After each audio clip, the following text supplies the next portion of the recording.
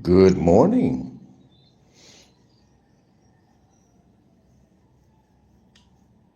One of the worst situations in somebody's life is when they're out of control of a situation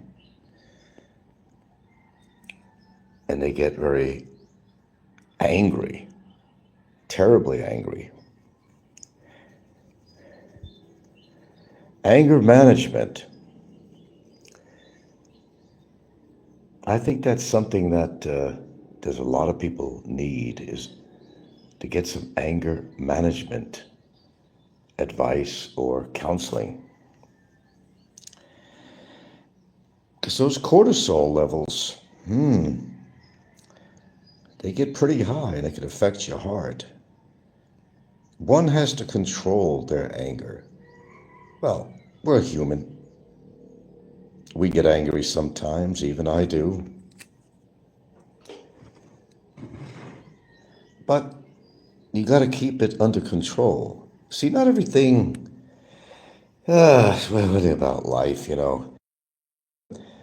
is that you can't control everything that goes on in your life, and there's always going to be moments of angst and anger and confusion and frustration.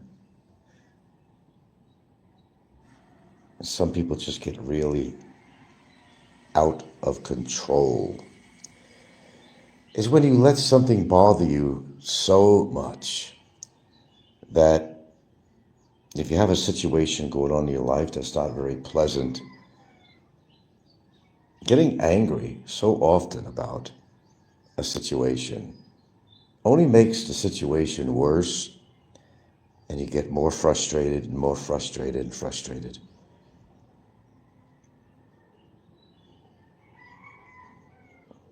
I've faced adverse situations in my life, like something going on right now. Call it adverse. But I'm not sitting here pulling my hair out. Well, some people don't have hair, but maybe they pull out the eyelashes or something. I don't know. But it doesn't really help a situation when you allow yourself to be that frustrated. At least I found.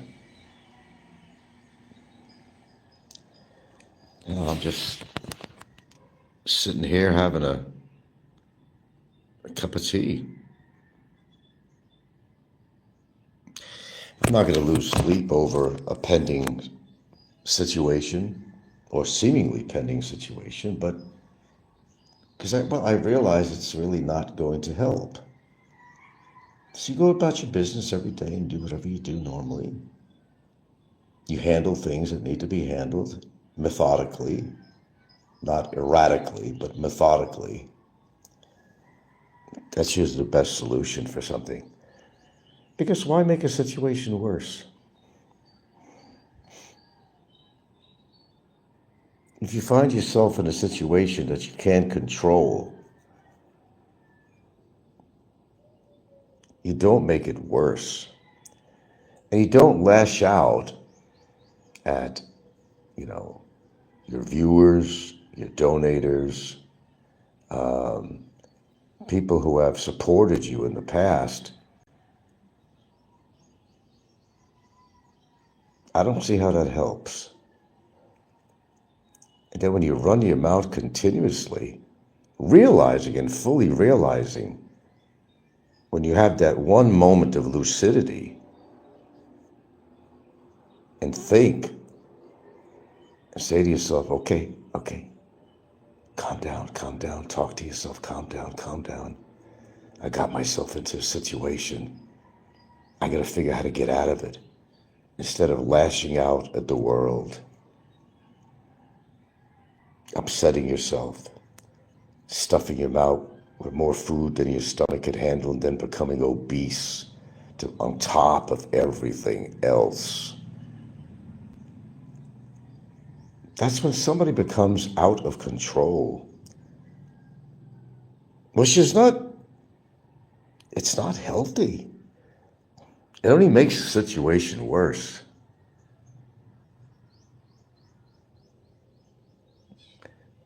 remember the words of Mick Jagger.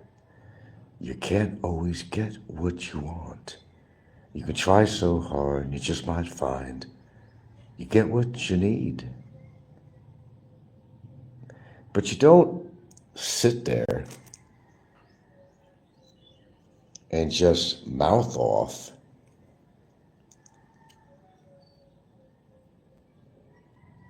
and be adverse to every agency out there that may have something to do with your case. Maybe it's just me, but I just don't see how that's beneficial. Anger management.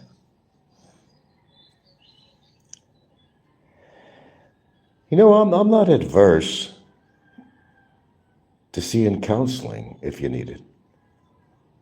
I've even gone as far. I've had a couple of relationships where, I thought it was maybe worthwhile. Maybe we had some problems, but the funny thing, it was always me that suggested, let's go seek some counseling.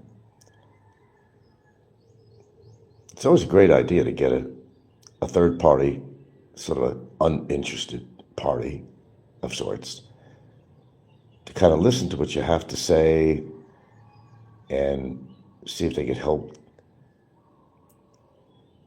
in a situation to make somebody realize that there's better ways of handling problems in your life. Counseling. Oh, believe me, there's nothing wrong with that. When I lived in Hawaii, I had some hard times. With a family member in Hawaii. And I used to go to some clinic, really nice Hawaiian woman who I would explain what's going on, how I was feeling, and how I was dealing with it, whether it was a good way or a bad way, and she would help me straighten out my thoughts and maybe the wrong way I was going about it. Oh, I believe in counseling. I do. I've done it, and there's nothing wrong with it. In the case of anger management, I think counseling would be very beneficial.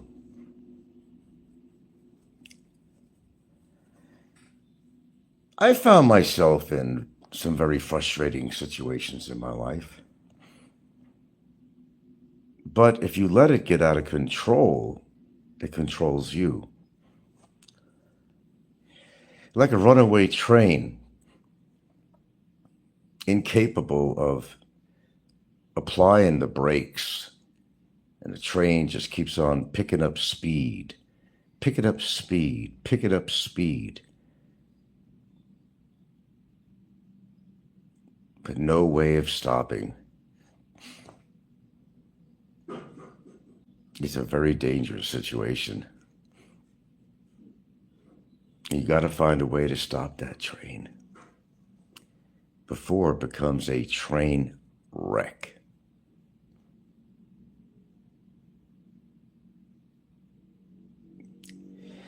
You got to handle things methodically. If you don't, you're just going to be out of control. And being out of control, you make wrong decisions and you speak words that could ultimately put you in a really bad situation all the way around. Losing your sanity is not a solution when you've got some current and pending problems. I've always found. Or I could introduce you to my friend Benny.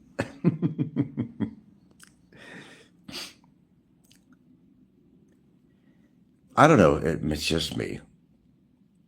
like they say, if it ain't broke, don't fix it. But if it's broke, you may want to consider some alternatives. There's lots of ways of handling problems. Exercising does help.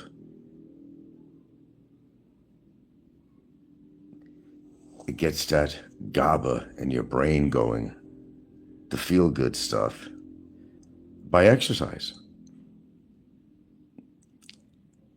You don't have to do a hell of a lot. Walk around the room a couple hundred times. Could also benefit your blood flow and get all those beneficial brain juices going, you know. Gotta try it sometime, you really do. You can't attack everyone because you're unhappy and you're bitter. I mean, I'm going through an unpleasant situation that I'm not really very happy about. But I wake up every day and I do whatever I normally do. I don't let it affect my personal life.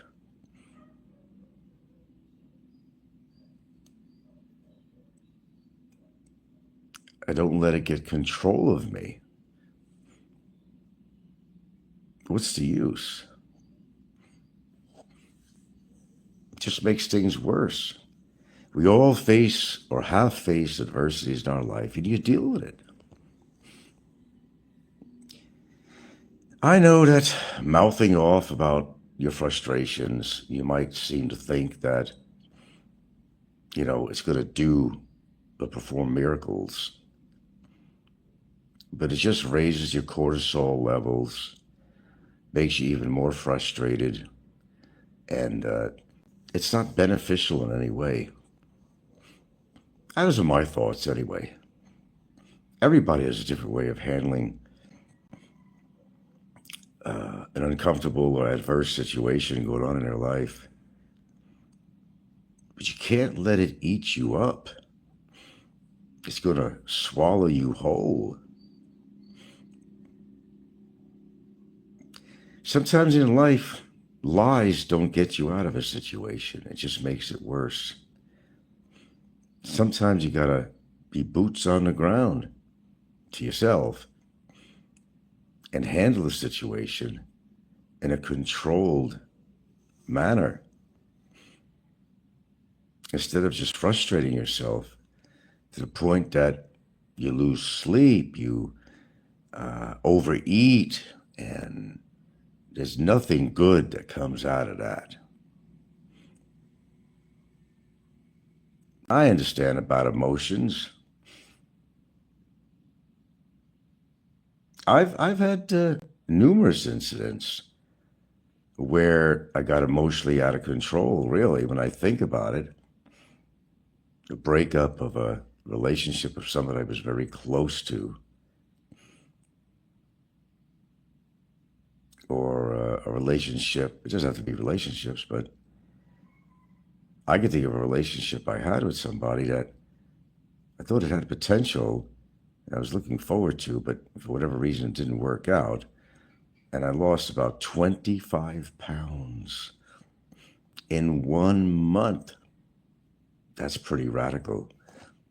25 pounds from emotional stress. And I've learned ever since that time, don't let that happen to you. What do they say in these meetings? These 12 steps.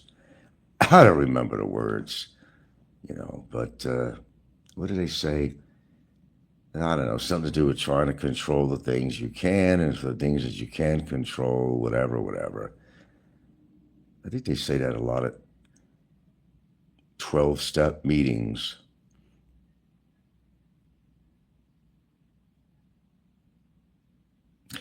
How about something funny? How about something funny? And when I was in Seattle, I had an ex-girlfriend who used to go to these 12-step things, but at this center, they had counseling for different things.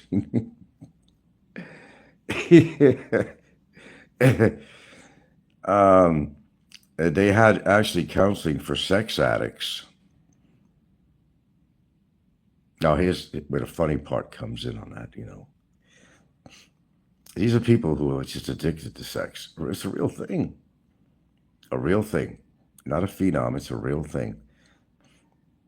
So, what some guys used to do who were getting counseling for something, well, some guys that were going to, for example, a different type of 12-step program for maybe alcoholism or something, you know, or drugs, they would wait around after the sex addict meetings, and they would wait till these chicks would come out from there, and they would try to take advantage of them, knowing they were sex addicts. You know, easy target, easy picking, you know. Oh, I thought that was funny anyway. It was for real, yeah.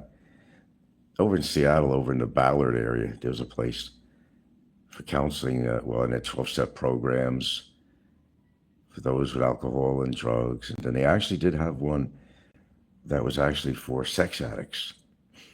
It's an addiction, too. It's an addiction. And they do have counseling for that.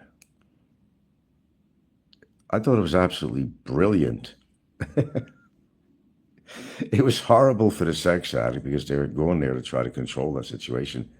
But I thought it was brilliant how guys would come over there knowing about this place, and they would go there and wait till the session was over.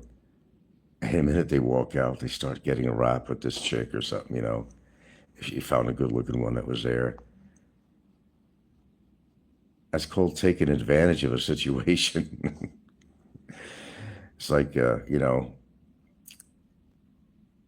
I don't know, shooting fish in a fish tank or something. I don't know. But I thought it was brilliant.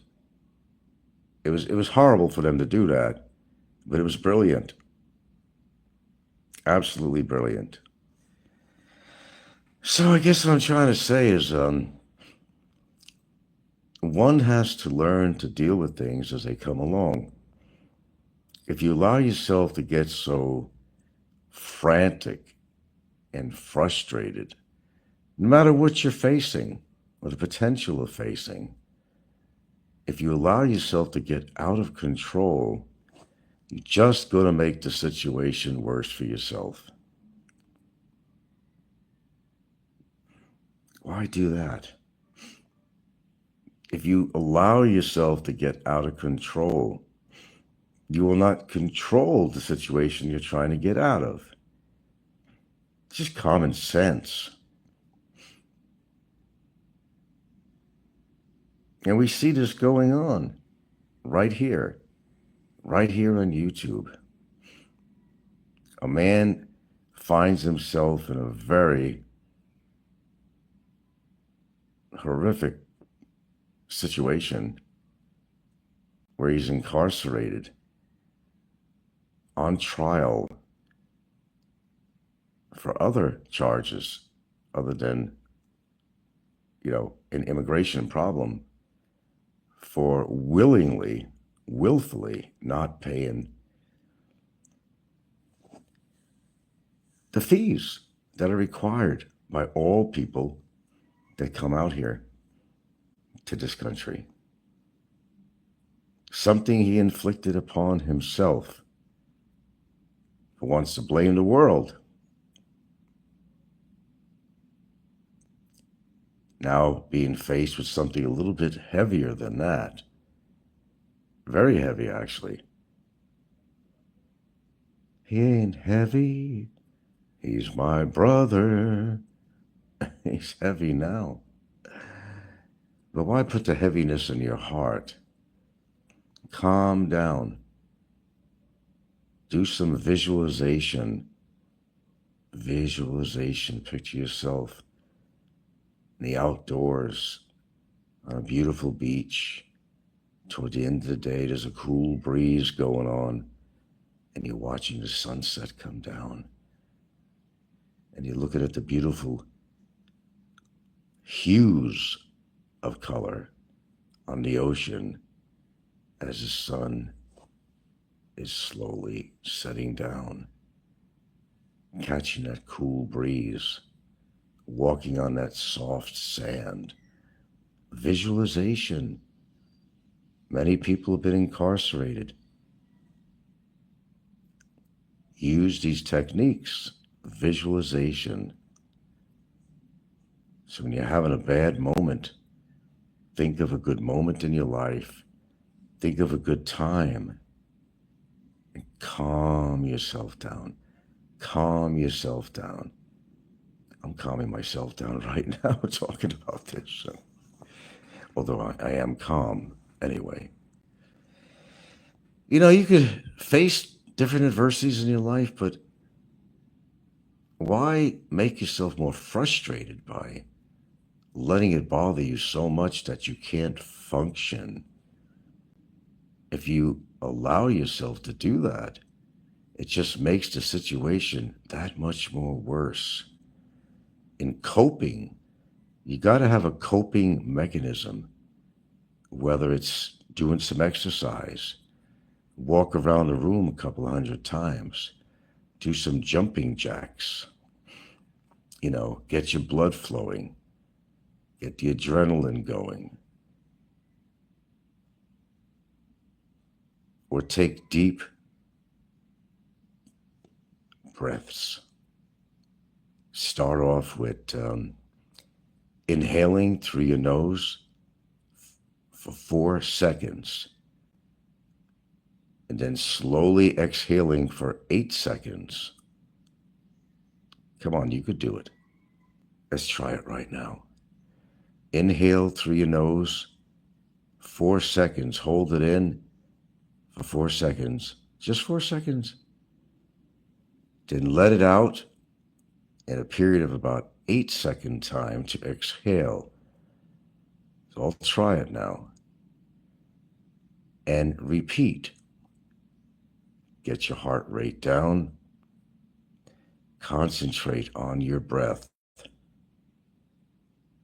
Try it again. Come on. Everyone, try it again. Inhale. Hold. Exhale.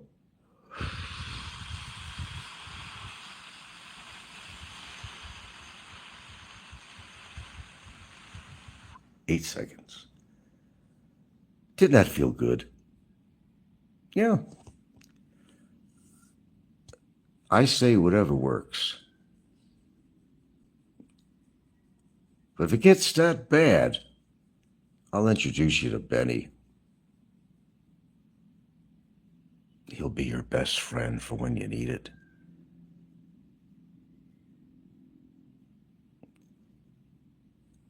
But I'm kind of a believer that, I've learned actually from experience that some of my hardest times in life, when I found myself a little bit out of control, sometimes you got to talk to yourself. You say, this is not worth it. This is not worth it. Calm down. Calm down. Take some breaths. Take a walk. And just get your head together. Work on getting your heart rate down. More deep breaths. Rub your tummy for a while in circular motions underneath your rib cage. Make circles on your stomach. And why do I say the stomach? Because in your stomach area contains a lot, and believe it or not, let's just say the chemistry that controls, or that good chemicals that go to your brain. There you go. Rub your tummy. Circular motions. Continue. combination with some breathing. There you go. You can do it. I know you can. If something's going to happen that's very inevitable, for example, you can make the situation worse by continuing to be frustrated. Okay, you're mad. Oh, you're upset that this is happening to you. Understandable. Oh, I know the feeling. But why make it worse by allowing yourself to get out of control? It's not worth it. You face the reality of whatever's going on. You may not like what's going on. Maybe you wish you could find an alternative. But if you can't, you deal with the situation as best as you can. I always say make lemonade out of lemons. You can do it. Everybody has some adversity in their life, but it's how you handle it is going to determine the outcome.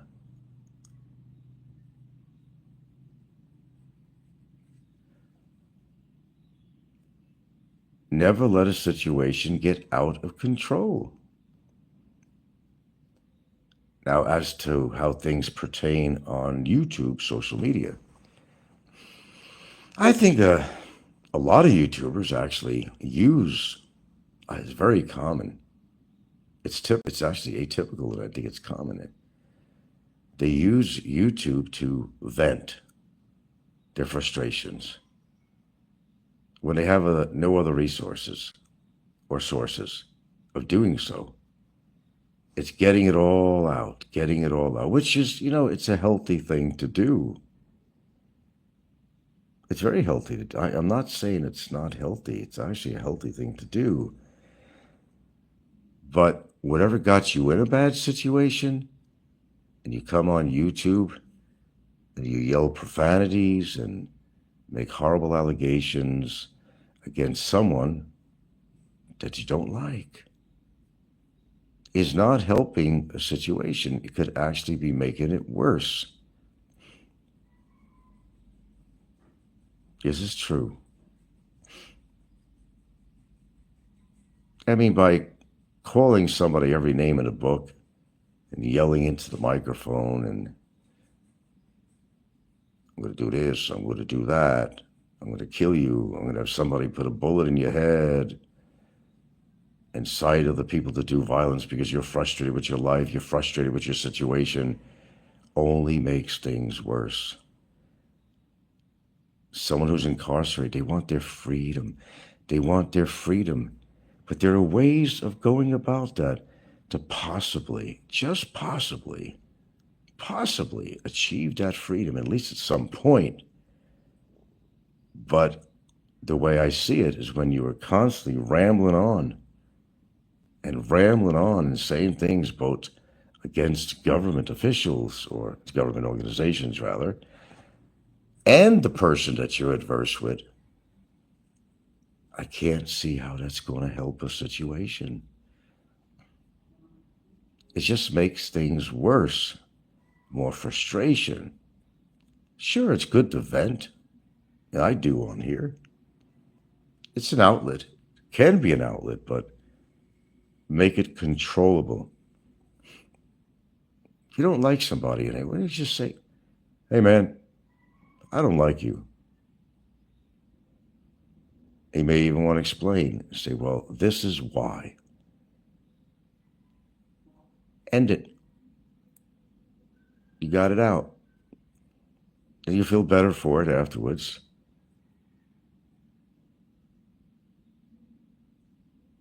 You heard the expression, well, tell me how you really feel.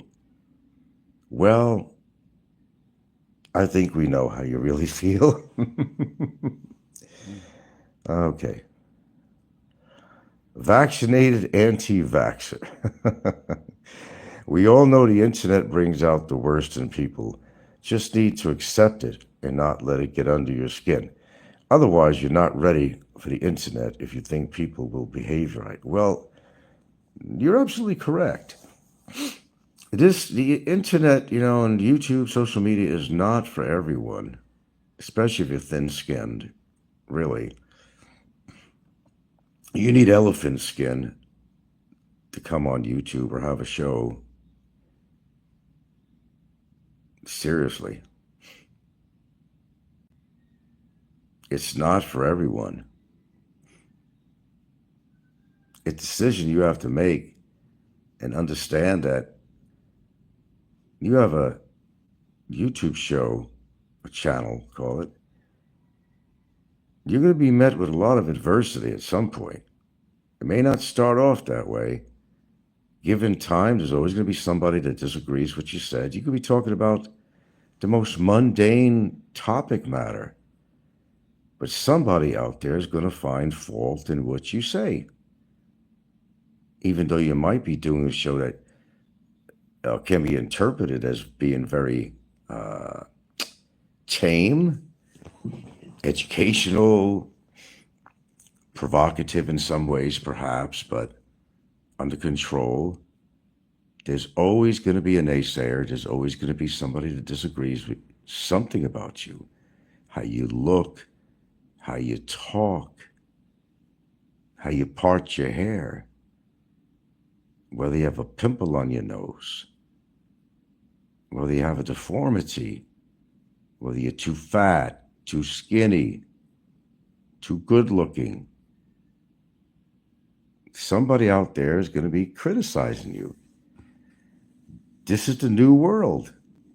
I mean, it's always been that way. Don't get me wrong.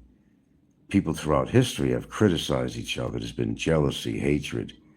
It's always been with the human race, but we're kind of in a different era now. And I wish I could say on here it's a better era. It's more of an ERROR era. People have become an error. People are frustrated.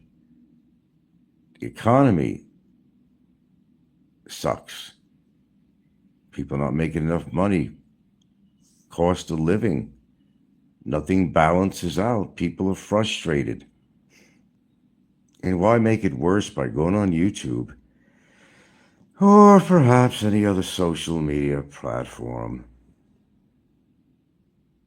and just making it worse for yourself? But listen, it's okay. You know what? I'm going to tell you guys a great idea, and maybe my opponent might want to come up with this, might utilize this idea. Since he likes to bitch and whine and moan, why not develop a channel? It's all about people, a very specific show. I thought about doing that once because there's plenty of people out there that have frustrations, whether it's relationships with their wives or whatever it might be going on in their life. They hate their boss. How about a show, and it wouldn't be called Rick Shaw Returns to America. Be more original. How about creating a show specifically, entitle it how about something like I'm angry and I'm not going to take it anymore. That's a good one. Or voice your frustrations. Well, this channel is for the angry. Different variations would really work. And I'm going to tell you something. You market your channel the right way, get the word out, you're going to do well. You're going to get a lot of viewers. Now, you might want to say, well, I see a lot of people do that anyway. They're always voicing out. They're frustrated. But why not promote it? Get the right, kitschy little and catchy title for your show. Because these days, people are more frustrated than ever. And they want to voice it out.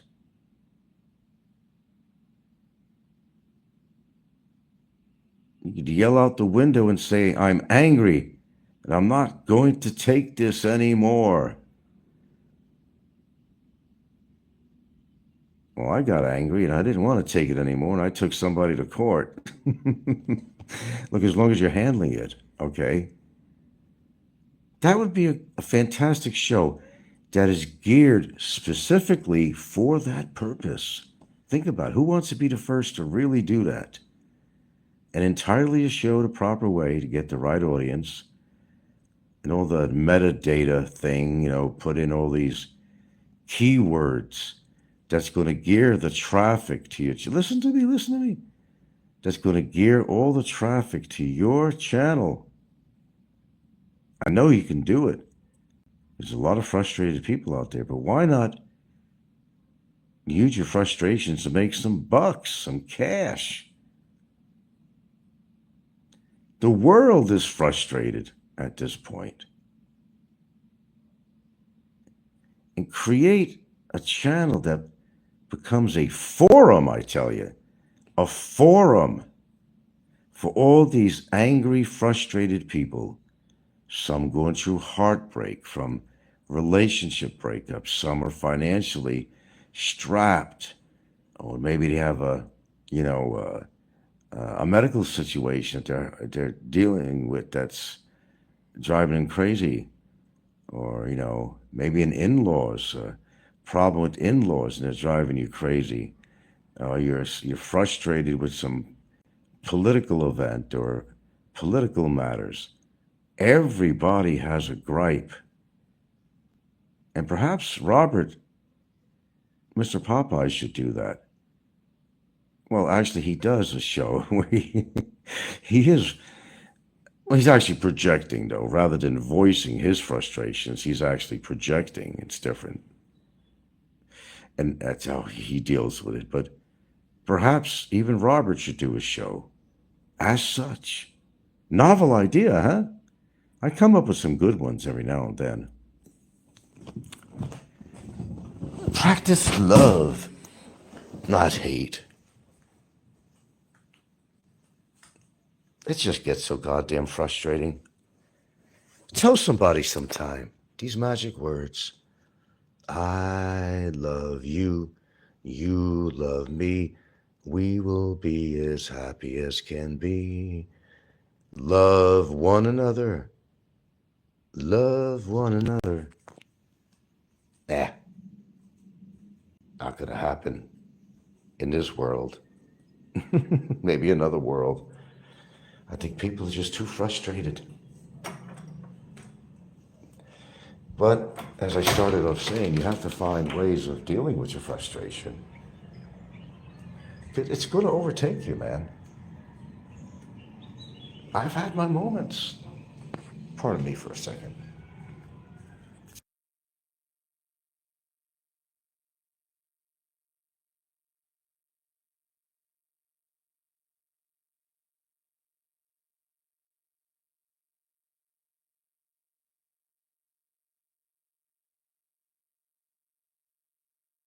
All right. And I just explained to my esteemed, lovely, gorgeous girlfriend that I'm doing a show about how people should not take their frustrations out on others. To breathe, be calm, do visualization, put yourself in a better place in your mind, but allow yourself to vent, but don't get, so angered that you're killing yourself in the process of doing so. We all face adversity, right? Isn't there adversity in life, sweetheart? Right? Life has some adversity, right? Yes. Right. What do? Kill yourself because of an adversity? Or do you handle it? What do you suggest? You handle it? You handle it. Yeah, you handle it. That's from the lovely Gilda here. You handle it. Handle it, handle it. That's what you do. Go on an exercise bike. Go walk around your room. Walk around your jail cell. Get your heart rate up. You gotta get your heart rate up. Come on. Get your heart rate up, up, up, up. Get your heart rate up. Move that blood, brother. Move that blood. That's what you gotta do. That's what it's all about. And turn yourself around. Oh, believe me, starting to get in an advanced stage over here. So I've been around for a while, man. I've had situations you wouldn't believe.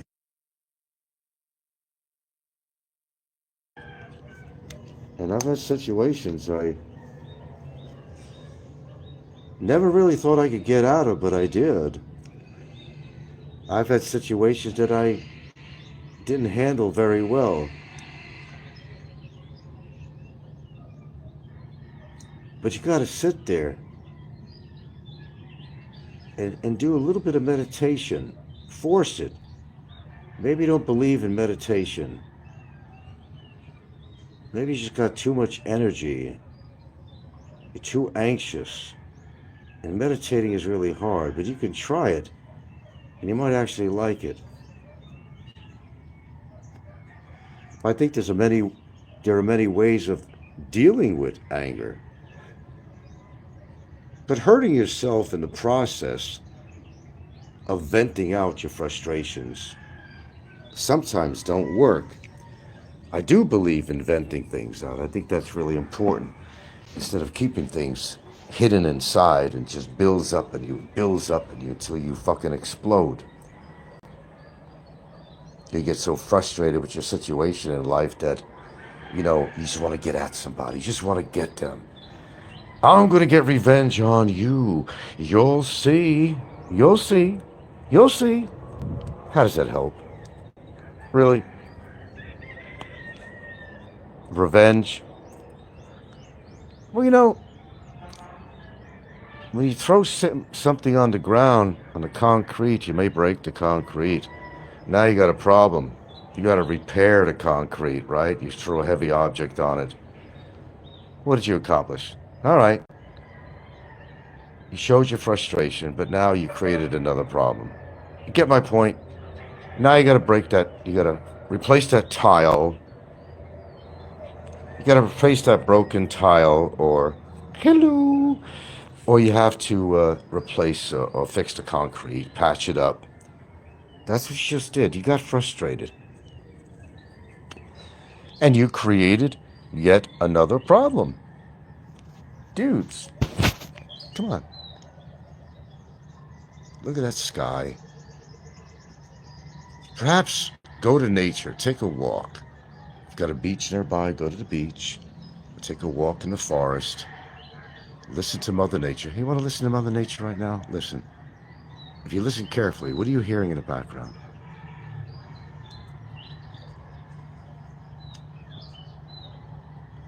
I'll tell you what I hear.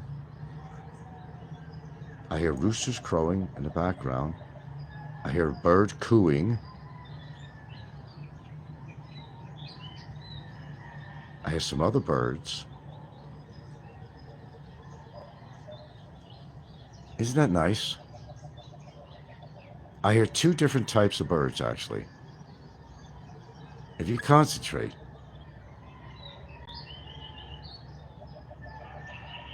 I hear three different types of birds. One's a rooster, and there are two different bird species I could hear right now. Listen, I'll be silent.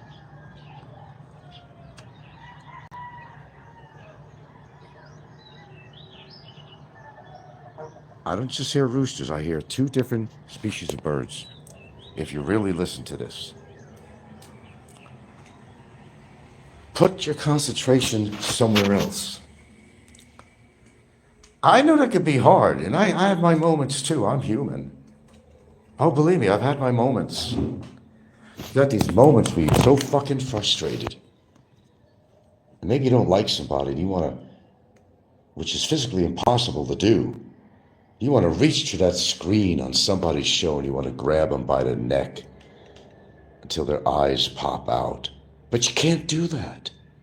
You certainly can't do it through the internet, through your screen on your cell phone or computer. You could do that in person, but there are consequences in everything you do. There's always consequences. Always. That's why you got to think before you act or enact things like, oh, comes out of my head, revenge. What does revenge do? It doesn't solve your problem.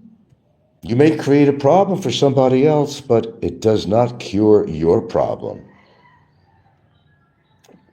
Ah, man. Relax, have a calming cup of tea. I do that every morning.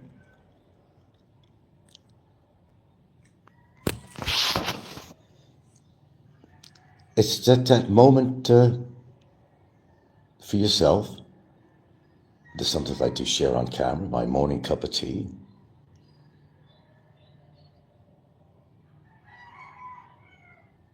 Or shut your computer down or your cell phone and just sit there and contemplate your navel if you have to. But find that time to relax just by yourself in one room. And if you have no choice because you have a room you can't get out of, that's okay. That's fine. It's acceptable. Just make the best of your situation. I mean, what else can you do? You could frustrate yourself. Like, for example, here on YouTube, people are constantly voicing out their frustrations. You did this to me. You did that to me. I'm going to get even with you. I'm going to hire somebody to kill you and put a bullet through your head because you put me in a situation I don't like. Well, wait a minute. Wait a minute, buckaroos. Wait a minute. You got to think. How did you get in that situation? Come on, let's be realistic now. How did you get in that situation? When the fact is, you likely, no matter who you are out there, we're not being any specific. I love that word. I almost have a lisp on that, don't I? Specific. I'm not being specific with who. This is just a general statement, a broad statement. Call it broadband.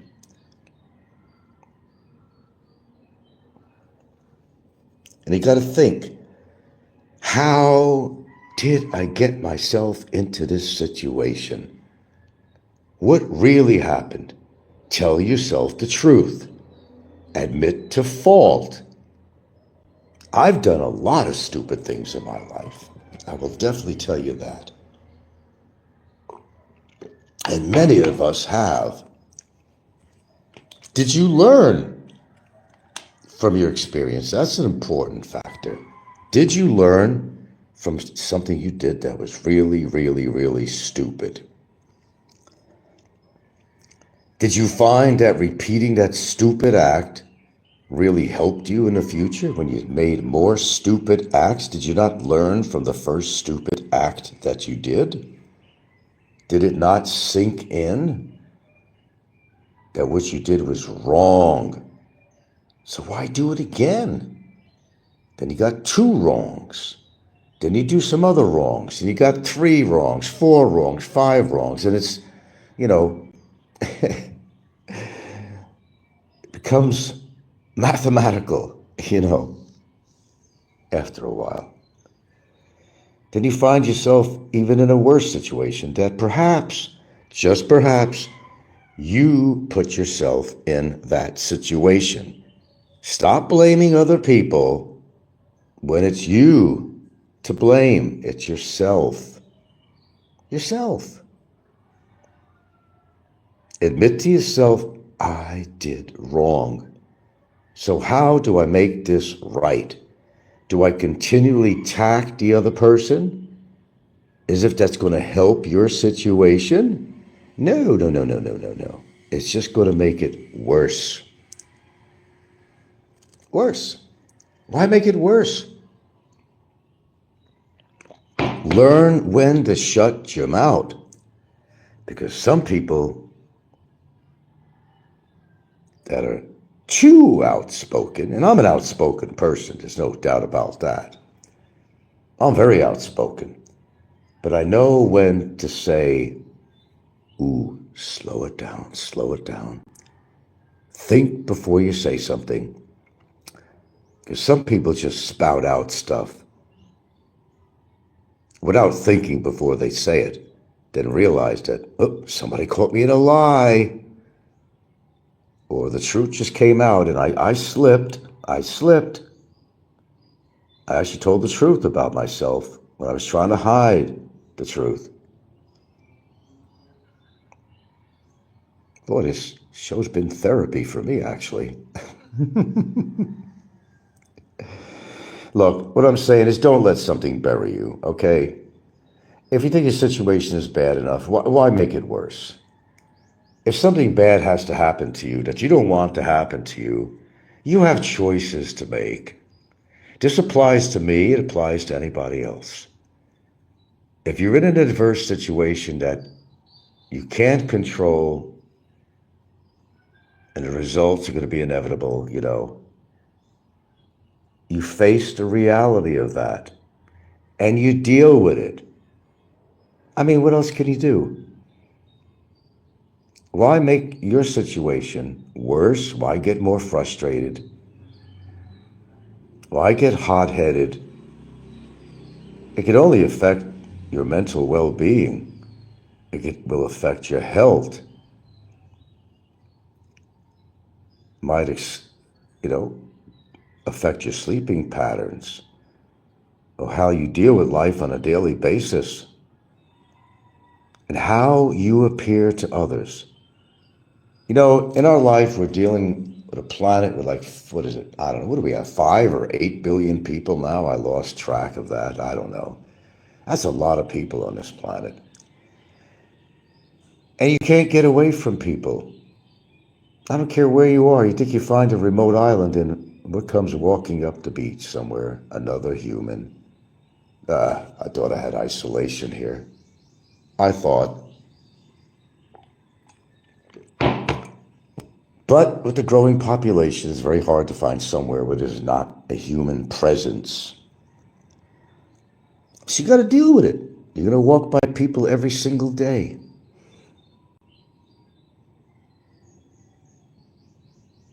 You may hate humanity. You may hate what the world has come to and how violent people are, how egregious they can be to their behavior. And you may find people to be absolutely vile.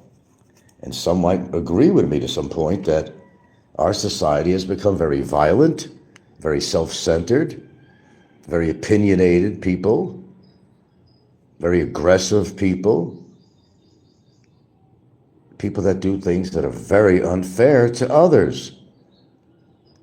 But you have a choice on how you want to deal with it. Now, I don't want to be continually redundant here on the show, so I'm going to cut it short in a couple of minutes here. I'm going to enjoy my relaxing cup of tea and decide on what kind of a breakfast I'm going to make. Good morning. See, good morning. I see it. So, be nice to people. When you, here's a little hint about something. When you first meet somebody that you never met, it doesn't take somebody, certainly with me, it don't take long, but you'll know in that, sometimes it's just a glance. But when the person opens their mouth and they begin a conversation with you, there's a lot you can learn about their demeanor, whether this is the kind of person that you want to really get to know. See, how you present yourself to people, you come to somebody with a smile, and they're going to be very receptive to that. But if you're just angered, and you can see it on your face, and you're frustrated, it shows out. When you meet somebody, you're going to meet a chick, right? And, you want to pull this off, you want to, find her attractive. You'd like to get to know her. So you approach her. Do you look approachable? You got a frown on your face? Or do you look friendly and you're smiling and you're very, shall I say, trying to find the right words on this. Because when you meet somebody for the first time, they can make quite a bit of evaluations from you just for the first few minutes of talking to you or seeing you. So you have to look approachable. But if you're angered all the time, they're going to see this in your face. If you're carrying around the world on your shoulders and you're frustrated, they will see right through that. What's the first people see when they meet somebody? Well, they see the other person. They see them on an external level. It's just external. You could find them be attractive or not attractive.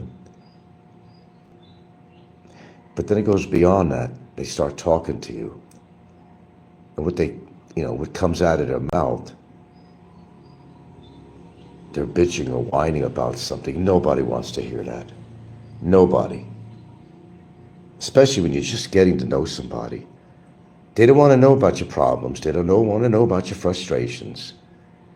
They simply, meeting you, going to talk to you, and right away, believe me, they're analyzing you, even in a couple of minutes. Like a stalker that came over my place. And I knew he was a stalker. I was able to figure that out. And I knew whether or not this is a person that I would like to associate with.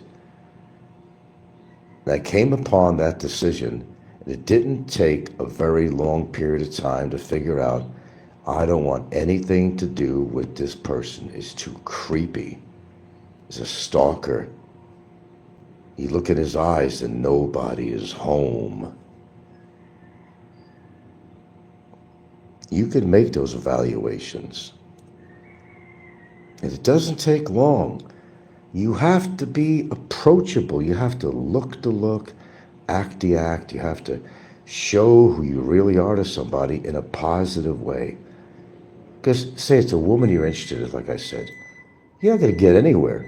You might find yourself very attracted to this woman that you've seen or met. But when you open your mouth, it's according to what comes out of your mouth. It's going to determine whether this woman is going to take any interest in you. Or she might even find you attractive, but she's thinking, no, this guy is, he's a downer, man. I don't want to be around a downer. If I want downers, I'll pop some downers in my mouth, but I don't want to be associated with a downer.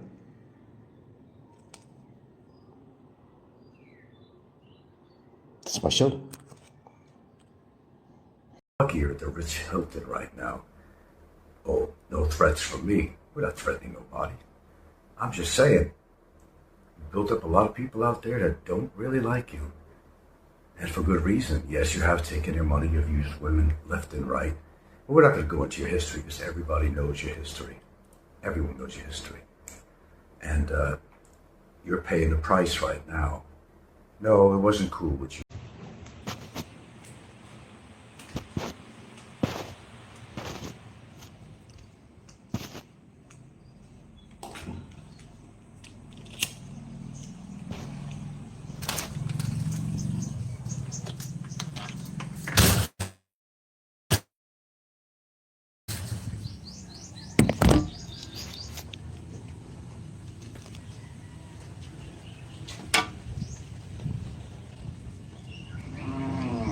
Yes, we've been quite a busy beaver this morning.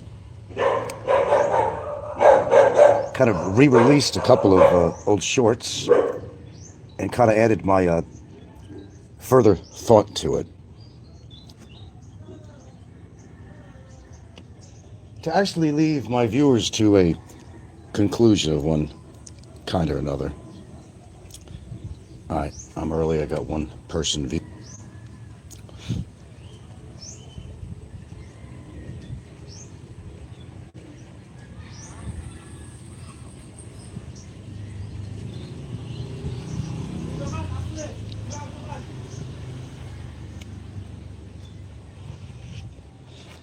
well, I'm going to do this anyway here.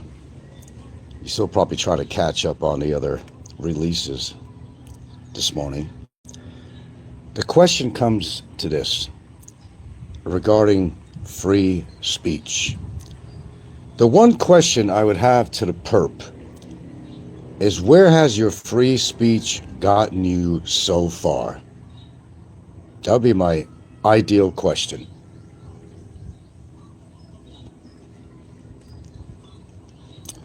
In communist countries, there really isn't something called free speech. Not really. And there'd be a lot of, shit to pay for that. The Philippines is not a country that's a communist country. It's a pretty good country. It's not communist. Filipino people, they hold and adhere to certain values. Sure, the culture is different than a Western culture in lots of ways, as you've established through the years, but in regarding to free speech, it's allowable here in the Philippines, but to a point like anywhere else. You have to watch what you say. And it's one thing to kind of screw up and say something you didn't mean to say, but to do it over and over again kind of fortifies the whole situation of where this person's coming from. Free speech does not mean that you on social media. It's a media. It's the same thing as having a radio station. In accordance to how many viewers you have, sponsors, it's a radio station. It's what it is. And what you say or do on or off camera can be heard or seen by anybody who watches these live streams.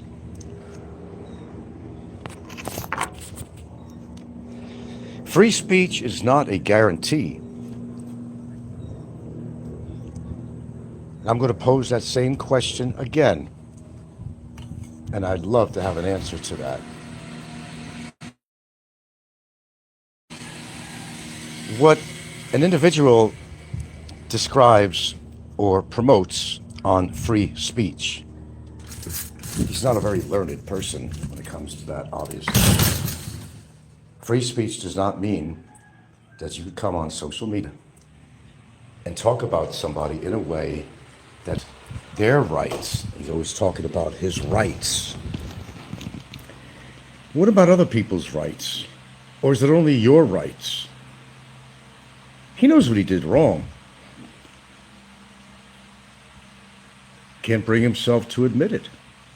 Well, he has admitted what he called me. And he's paying the price for it. But he still maintains this whole ideology of free speech. Free speech, no matter where you are, only goes so far. And I'm tired of using the same example over and over again, but I'm going to use it again. You can't run into a crowded auditorium and yell fire when there is no fire.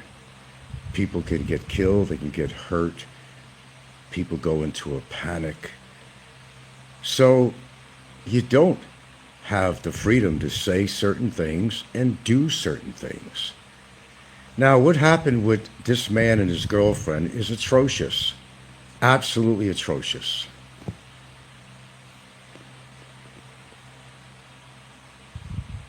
And how do I define being atrocious? I have a video out there now. It's a short, and you've probably seen it before. This man retaliated against me to try to destroy me and my family. How did he do it? By having his girlfriend file a complaint to the Department of Immigration to try to get me deported. Why did he do this? Simple.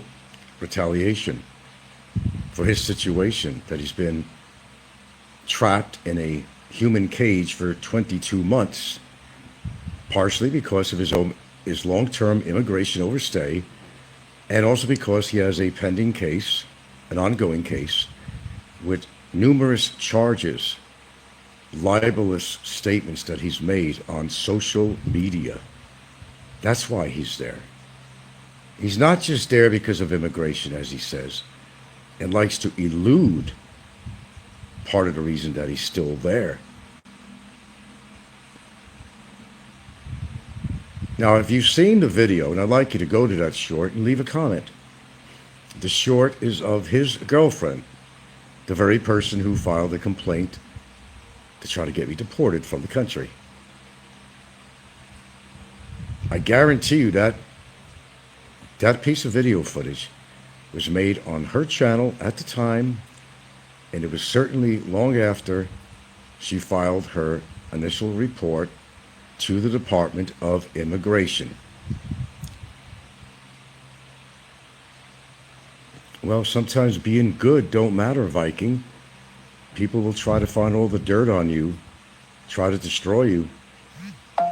But the truth always comes out at some point.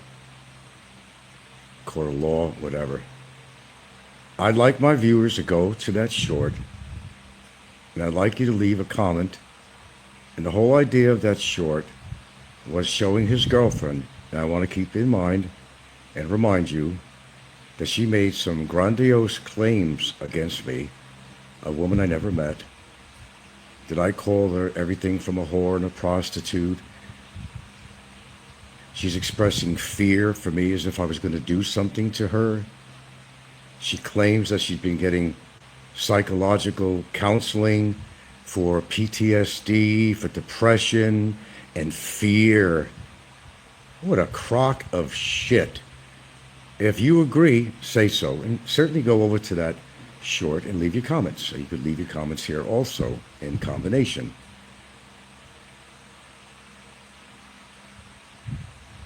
There would be absolutely no reason for this woman to be in fear of me. Fact is, I have personally never contacted her brother, who is a barangay captain where she lives in Karkar. I have never done that. Could I have? Sure, but I didn't. She made a lot of false claims about me in her report, and I read it over and over again, and so did my attorneys, and they thought it was complete bullshit too, invalid. She didn't prove anything in there. Where's the video that says that I called her a whore or a prostitute? There is no video that exists. None. Not what Barry produced, where I said that Barry gets conjugal visits. Well, I don't think there's anything wrong with that statement. Maybe he does. It's actually a common part of a prisoner's life that they have some time with their partner. Usually, they got to be married. I don't think just having a girlfriend allows you conjugal visits, but, I digress. It's Ricky who caused all this drama. I'm sure he's behind it. But Barry was the chief bottle washer in regards to this matter, and he absolutely coerced his girlfriend to do this. It was an act of revenge because of what he's facing and what he's going through as a result of what he did, not what I did. Let's make this very clear. As a result of his actions, not mine. Not mine.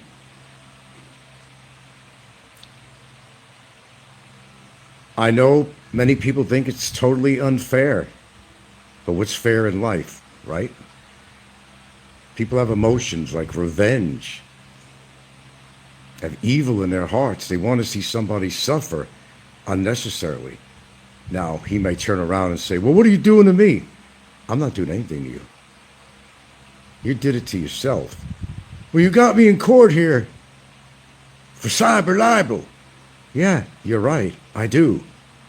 Because you overextended the boundaries of what I'm willing to take and absorb from you publicly on social media. Clint Anson says, you would think that the knife-wielding footage would put him away. You would think so, wouldn't you? Yeah, a lot of us. I just want your opinion. Does his girlfriend look like she has PTSD or is horribly depressed and fear for her life? And that one video said it all. She was in a park somewhere and you see a red trellis. I've talked about this before. This is from her channel. and I forgot the title of it. It was like Life is Wonderful or something like that. And she's walking under this red trellis. I guess it's a trellis. Do do do with this kind of a ethereal music. Do do do do do do. And she's dancing and spinning around. May I ask you folks, does that look like a fearful, depressed woman to you? Yes or no is fine. Or you could comment on the actual short that I got out on that. Either way would work for me. So this is what's going on. Just to summarize this whole thing, without going into every detail of what Mr. Jordan has done. I think you're all filled in with that because you've seen it, you've heard it, whatever. He goes on every media he can, Twitter, Facebook, YouTube, spreading hate in regards to me, that he feels being responsible for getting him a court case. He's actually, obviously is the word, not actually, obviously unhappy with the situation. Anyone could figure that out. And I don't blame him for being unhappy, but I didn't do what he did. This guy, like on a regular basis, for how many years, has been attacking me because I didn't want a friendship with him in the past. He wasn't on my class level, and I'm not really a person who based things on class level necessarily.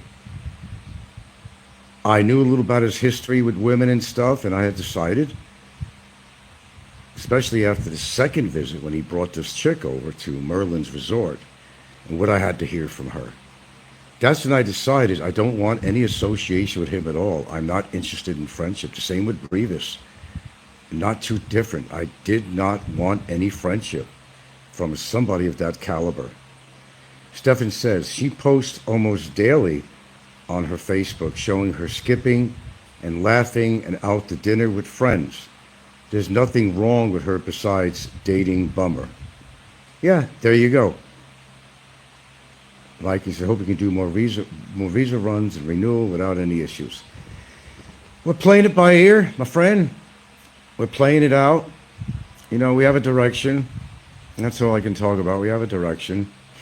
And pretty soon, I think that second case might be going out to the fiscal regarding regarding him, of course. But if something kind of doesn't go my way, there may actually be other issues going on with somebody else. That's the way it's going to work.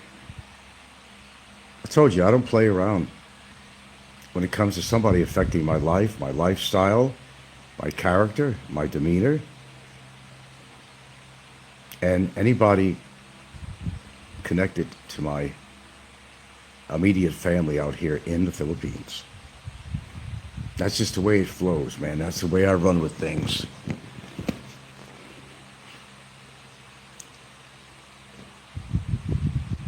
And hopefully his situation will be remedied as far as all the toys that he has in his cell. Do you remember he lied yet again? He said he gave the baseball bat over to one of the guards, was going to give it to one of their kids. But he did a show on Facebook that clearly shows that he has the baseball bat in his cell. What's with the guards, man? Something's going down with that. I'm not going to say what for legal purposes. I'm not going to say. I'll keep my thoughts to myself. But why is he allowed to have all those frivolities, including what could be construed as a weapon? The baseball bat is a weapon, and they both stated he's going to use it for whatever, The death threats he's made toward me, the inciting of harm or death against me or mine. Enough, man. This is enough. It's not going to pan out the way he hopes to be. And what if deportation or immigration changes their mind? Will he hang himself in his cell? Will he have a complete nervous breakdown? What would happen? That's his only, as he thinks, his only ace in the hole. What if that don't work out? What if I work things out with immigration until they make their resolution? And even so, if they made a resolution that's not favorable in my situation, as I repeatedly have said, there are other avenues to explore, which can drag on for a very, very long time. And by that time, perhaps the case will be over with him and sentenced, and hopefully for at least a few years. I'll go for a few years. It doesn't have to be extraordinary. No, you're not going to get 30 years, Barry. If I was a judge, I would give it to you, but for things that are not brought up in court, that can't be brought up in court, be listed on an affidavit. If I had to list all the things I felt that you did or people know you did, you would be going away up the river, as they say, for a very, very long time. I'd be happy with a couple of years. I would. Then get deported and never be able to come back. And as I said prior to this, when you look back at things or look at things currently, and as I said, this is not the North against the South. This is not a civil war. It's a criminal war. Where somebody did something that is very criminal. Not just in calling me a child molester, but threatening my life how many times? Or inciting others to do so. That is absolutely criminal. Now, I agree too, need to pay legal fees. That was never an issue, but it is now. But, we know we don't have the money to do that. So it just means extra time in jail. Either way works for me. I'm not a rich man, but I'm not that broke that I'm going to have to depend on getting back my legal fees. I will assure you that. I'll assure you that. He made some pretty vital mistakes that he's currently paying for as we speak. He's absolutely frustrated with the situation. You could hear it in his voice. His life is being torn apart, but by who? By me? You know the answer to that. He's gained so much weight.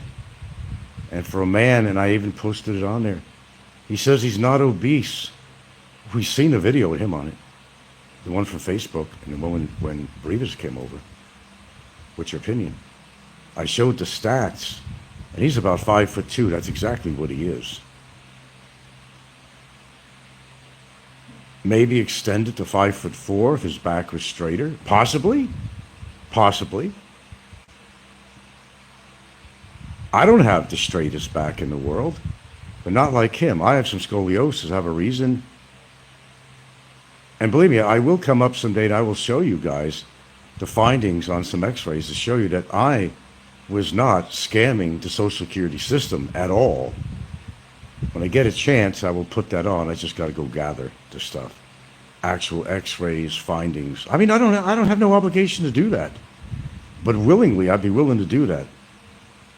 To show who deserved getting a disability at the time when I was getting it. He's not that far from more, but yeah, as the stats I showed on my show, pardon me, it said, if you're 5'2" and 178 pounds, like he claims he is, 178, give it 2 pounds and 176. Maybe after he takes his shit, 176. That was considered obesity. And I showed that on camera, something that I actually looked up on Google. Oh, numerous times, actually. On the job. Several times, actually, on the job. Actually. And there's even another time that I had a car accident. I never knew it affected my back at all. It affected my neck. Cervical. I got lots of bone spurring going on in that area. And I don't know how many vertebrae have also been affected by some of my injuries. Some had to do with on the job where somebody overloaded the trash can and they shouldn't have not supposed to, one of the workers. And there was a big garbage container there. that we throw all the trash in gets taken away. I went to swing this bag, swiveled over, and throw it into the receptacle, the big container. I started hurting my back. At another situation, I called in my walkie-talkie for help in front of the University of Washington area that we serviced, certain areas. And there was a big old sofa chair, very heavy. And I called in, because I had to go take it away. I called in to have somebody come over there and help me. Nobody came by, so I proceeded to put that in the back of the bed of the truck myself. That caused a big problem. So there were several incidents that caused the problem. And Stefan says, and what's with him hanging the food covers up on his wall? Thank you. Thank you for saying that. I saw the video, and at the first time that I seen what was on his wall, I guess that's his idea of art. Well, hey, I support the arts. And whether you believe it or not, I do have a Bachelor of Fine Arts degree, contrary to certain people's opinion. But nevertheless, I appreciate the arts. But that was Bizarro World. Maybe he's the new Andy Warhol, who, he'd paint cans of Campbell's soup and things like that. Maybe he thinks he's an artiste. Guess he needed something on his wall. Well, why didn't he have like 200 pictures of his girlfriend on his wall? Yes, thank you. I did make that observation myself. Thank you very much, Stefan. Now that you brought it up, I saw that. Like I can remember one in particular, instant mashed potatoes. I think he had the cover of that on there. Is that his idea of art? Seriously? Wow. The noodles don't fall far from the bowl, I guess. Oh boy. Thank you for bringing that up. That was actually on my mind. I was going to mention that, but it just kind of passed me. I didn't think it was that important to mention, but since you mentioned it, I figured I'd react to that. That is very Bizarro World. Oh, I'm sure there is. I'm sure there is. And look, I do agree with him with one. I told you, I don't agree with him on a lot of shit, almost everything. I do agree with him that where he is staying is not fit for humankind. That's the only thing that we agree on. Because if I was put in a situation like that, I would be in agreement too. By the experience, looking around, smelling, cats defecating and pissing, whatever creepy crawlers come into the room, ceilings busted, water coming in. No, that's not a righteous condition. He's absolutely right about that. First time you're hearing me agree with him on anything. He's correct. I think they could find him better accommodations. He's got a whole office set up there, though.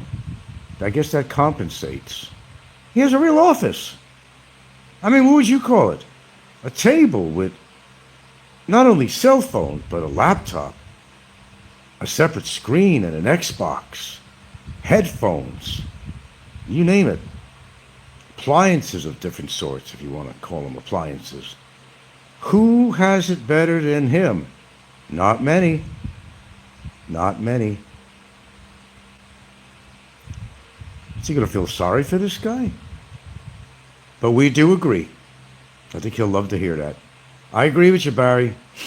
The living situations there, even for you, is a little extreme. But then again, prison isn't too much better. Maybe it's more controlled there. Maybe they fix the ceilings and stuff like that and so forth. But what's to stop a wandering rat to come in your cell in prison either? I mean, that same thing could happen, and it's not a very wonderful atmosphere in a prison, especially in the Philippines. You got to see what Turkish prisons are like in other countries. They're terrible. And some of the prisons actually in the Philippines are like, social clubs compared to some of these other countries that you would never want to be in. He's got it good. Calls grab. And what's today? Sunday. Oh, let's see. The days are different. Tuesday, I'd have to call Social Security. I'm going to get this going down, brothers. So should you. If you're from America and you give a shit, even if you move to the Philippines, at some point, your taxpayer money was paying him his Social Security disability benefits at some point, according to how long you lived in the Philippines, as, juxtaposed to how long he's been collecting his Social Security disability. Your tax money. It is my personal belief, and others, but let's just stick to me. It is my personal belief, and always has been. He doesn't have anything that much wrong with his back. It's not his back, it's his mind. And if he got a disability, it was based more on mental than physical. And the more you see his shows, the more you guys could come to that conclusion. Albeit, we don't have a degree in that field of endeavor. But all you have to do is listen and watch. And you could come up to your own conclusion regarding his mental state of mind. No disclaimer needed for that statement whatsoever. But there you go. And I still got to get dressed. Haven't even eaten breakfast yet. Thinking of eating out. I ain't got shit around here, really. We didn't, God, I mean, what did we bring back? Shit. Well, I'm going to have broccoli for breakfast. Well, I've done that before. It's healthy. I've had lentils, I've had broccoli, I've had kidney beans. I've had rolled or steel-cut oatmeal with strawberries in it. And when I have blueberries in it. I can get creative with my breakfast, but this morning, I don't have shit other than eggs and toast. And I don't feel like having eggs every single day. Although I could. 2 eggs are healthy per day. No more than that. I wouldn't go any more than 2 eggs per day. As far as cholesterol and all that shit. So the people that are saying that Ricky's behind a lot of this, yeah, I have to agree with you on that. He's a real culprit. But as I feel, and call me the prophet, you call me every name in the book. Call me something else. Do I have a prophecy? Do I have that gift? No, it's just common sense. You look at people's lifestyle, what they eat, their weight, and you just come up with a logical conclusion. You don't have to be a doctor or a dietitian or anything. You just look at them. They have other illnesses like high blood pressure on top of their obesity, lung problems. Maybe they drank a lot. Their liver is also affected. It's just common sense. That's all it really is.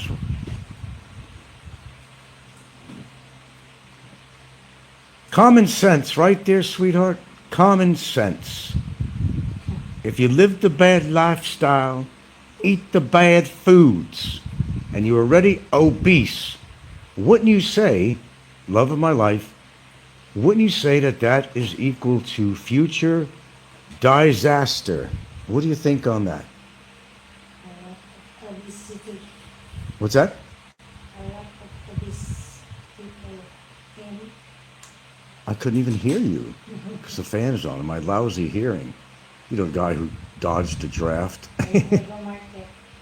You go market? Yeah, I might, yeah. I might have to go down with you there. Gotta go to the one-armed bandit. Yeah. Okay, this is going to conclude, by the way, in this case, conclude my show. Please feel free to go to some of the released videos, the shorts that I put on, and especially go to Barry's Girlfriend's one. Dancing under the trellis like not a care in the world. I forgot the title. Something about life is wonderful. If immigration can't see that, I'm going to tell you right now. If immigration can't see that, then I think there's some chicanery that's going on with this. That's my opinion. There's some chicanery going on here, for sure. We have provided ample evidence in our that will put doubt in somebody's mind about a certain report, that certain person to somebody to try to get them deported. I just think there's something rotten in Denmark. Well, something rotten in the Philippines. That's, of course, my opinion, which supposedly I'm allowed. Yeah, opinions are allowed. But again, it's just like this freedom of speech. Albeit it's not a communist country, you just can't say anything. You can't go to a Philippines political rally and say, fuck Philippines, or fuck the government, or fuck immigration, and fuck the embassies that didn't help you out. Your ass will be in further jeopardy than you be presently. If you were out and free, there's certain things that you just cannot say and cannot do. I think my audience would wholeheartedly agree to what I'm saying. Henceforth, his current situation, who really caused his problems? Did I really cause his situation? No. If the man, which has been the ongoing thing in his life, if he can't learn shut his mouth when necessary, then this kind of shit's going to follow him for the rest of his life. The rest of his life. That's his doing, my friends. That's his doing. It is not my doing. But I think he reached the bottom level when he went to his girlfriend and with the financial support of somebody else to file a complaint with the Department of Immigration against my lily white ass with completely false evidence, just because he got his feelings hurt. Turn it around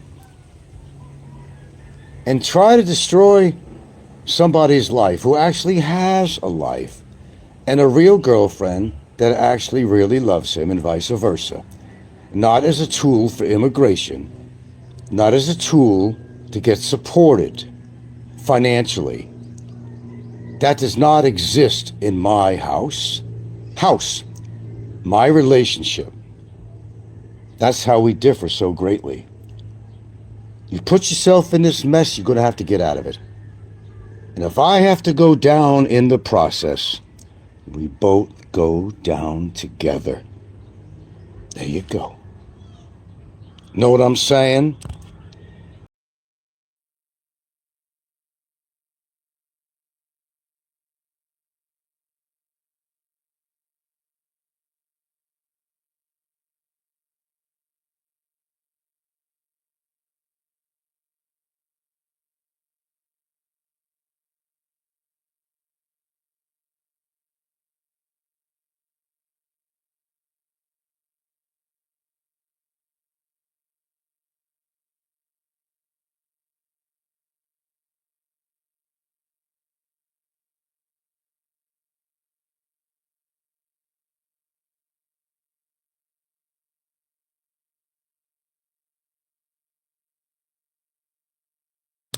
I'll be with you shortly.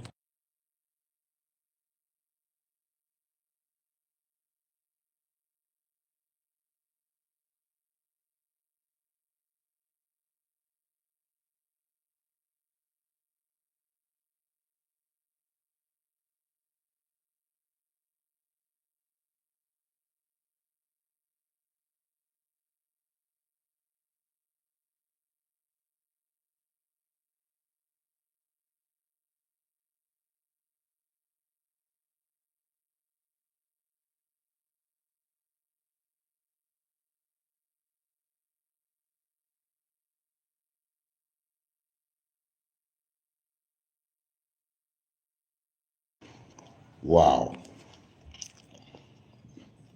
Okay. Well, I'm eating a Frita, Fita, whatever, cracker. I gotta tell you. Wow. I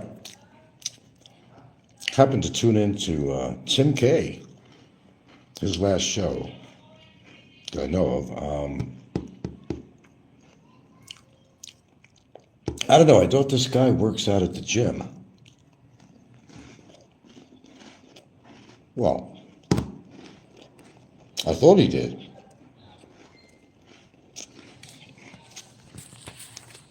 But when I seen that picture of Tim K with all that fat and flubber, all I'm saying is Chrissy's a lucky girl. She's got bucks already from him. Chrissy gonna do real well, I think. While I'm shoving shit in my mouth. That time of the day is between any kind of meals, so I'm having some pizza crackers. I needed to. Don't get upset with me. Wow.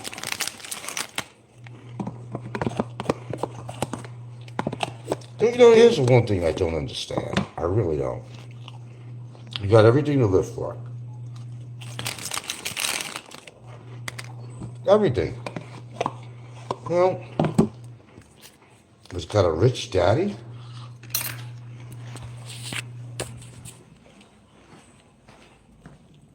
I don't know, I guess he owns some land.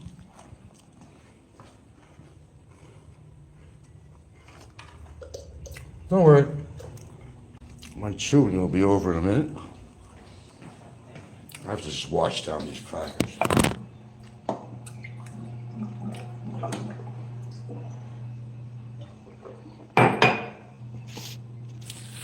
Okay, now we can talk. Yeah, the thing I don't understand is you got so much to live for. Tim has a nice little wife who'll become very Americanized. Very Americanized. That's not good. Young, too. Young. You know, he's made money off his supporters. Lots of money through the years. Lots of money. Afforded him that fancy FJ Cruiser and whatever else. Money came to build the house for Chrissy's parents, family. I don't know if he sold the FJ Cruiser yet. I know he had it up for sale. He was asking an extraordinary amount of money. So the whole idea is to, go live in America. But I just happen to be, and I don't tune in to Tim K very often. I actually don't. It really doesn't interest me at all. I could put in some expletives, but I'll spare you.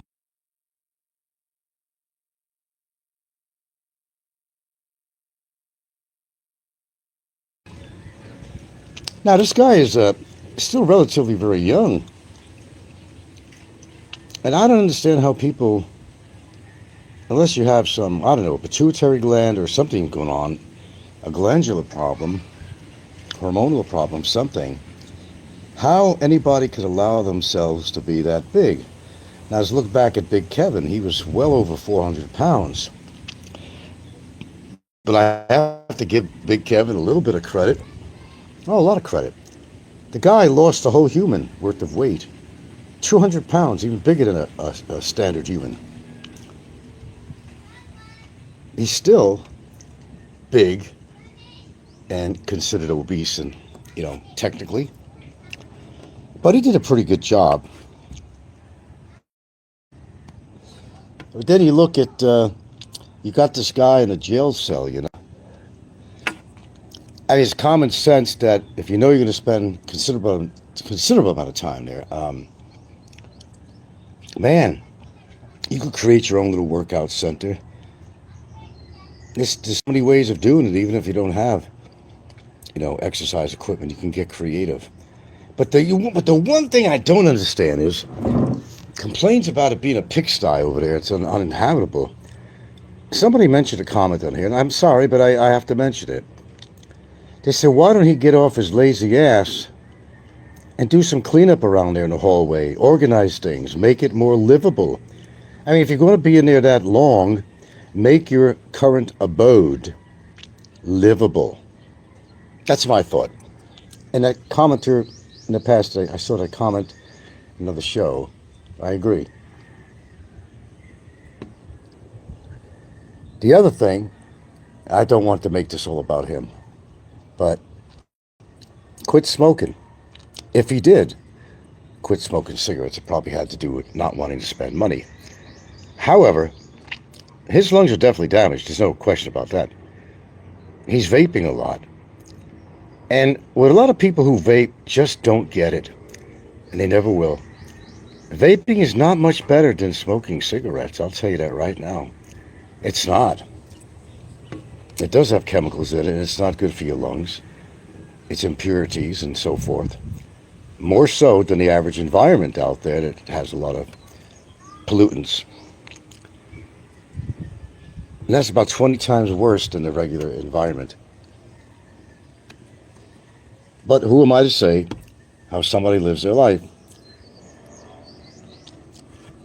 Can't save the world. I could just try to save myself, and my family. But I look at people like happened with Big Kevin, how big he allowed himself to get at his prime. Even Big E might have lost some weight. I don't know, but I know that he's not only extremely tall, which could be challenging to your, statistics as far as longevity. But he had gained a lot of weight at some point. Maybe he worked it off. I don't know. Then you got Ricky. Boy, the list just goes down. I'm telling you, man. I may be older than some of these guys. I don't have no major weight gain. I mean, I have a little tiny bit of a belly. I actually do. But I'm, on target with my normal weight. And I eat. I mean, I don't starve myself. I don't starve myself. I eat. And sometimes I eat some shit. I was hungry. There's no snacks. I had some feta crackers. And I put some, it's kind of an olive oil spread. It's like a butter. A little bit on it for taste.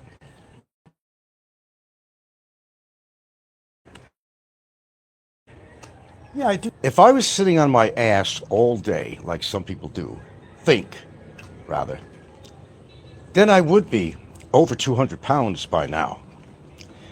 This is a great test as far as Barry's concerned because it goes and shows you what inactivity will do over 22 months. And when you're eating the wrong foods all the time. Okay, here's what I don't understand. Let me bring this up. He's talking about all this shit food that he's eating, and that's part of the problem and the cause. Okay, well, lack of exercise, that's one major thing too. But what I don't understand is he's got this girlfriend, not wife, but girlfriend. All right? There's my 13 in here. He's got this girlfriend. Why can't she, I don't know, why can't she cook up some healthy meals for him? I don't understand it. Supposed to love him, wants him to be free, so the lovebirds could get together and just coo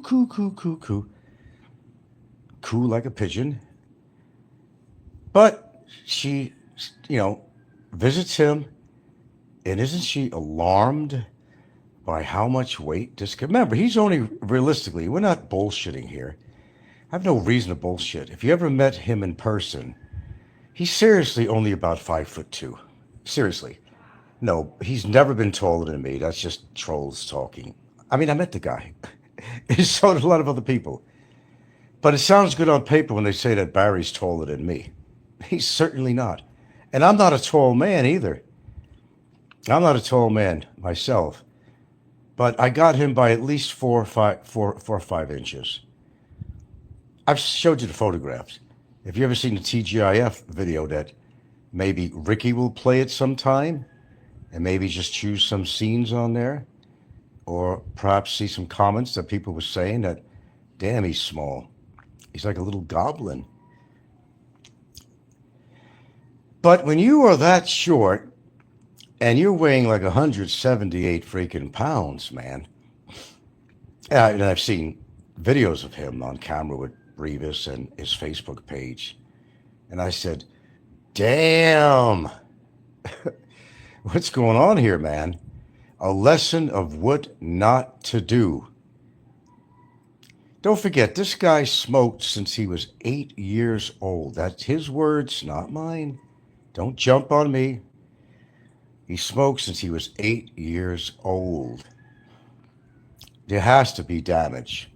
And he chain smoked, unlike me. I didn't start smoking till I was like around beginning of college. I mean, I experimented a little bit in high school, 11th grade, 12th grade, a little bit.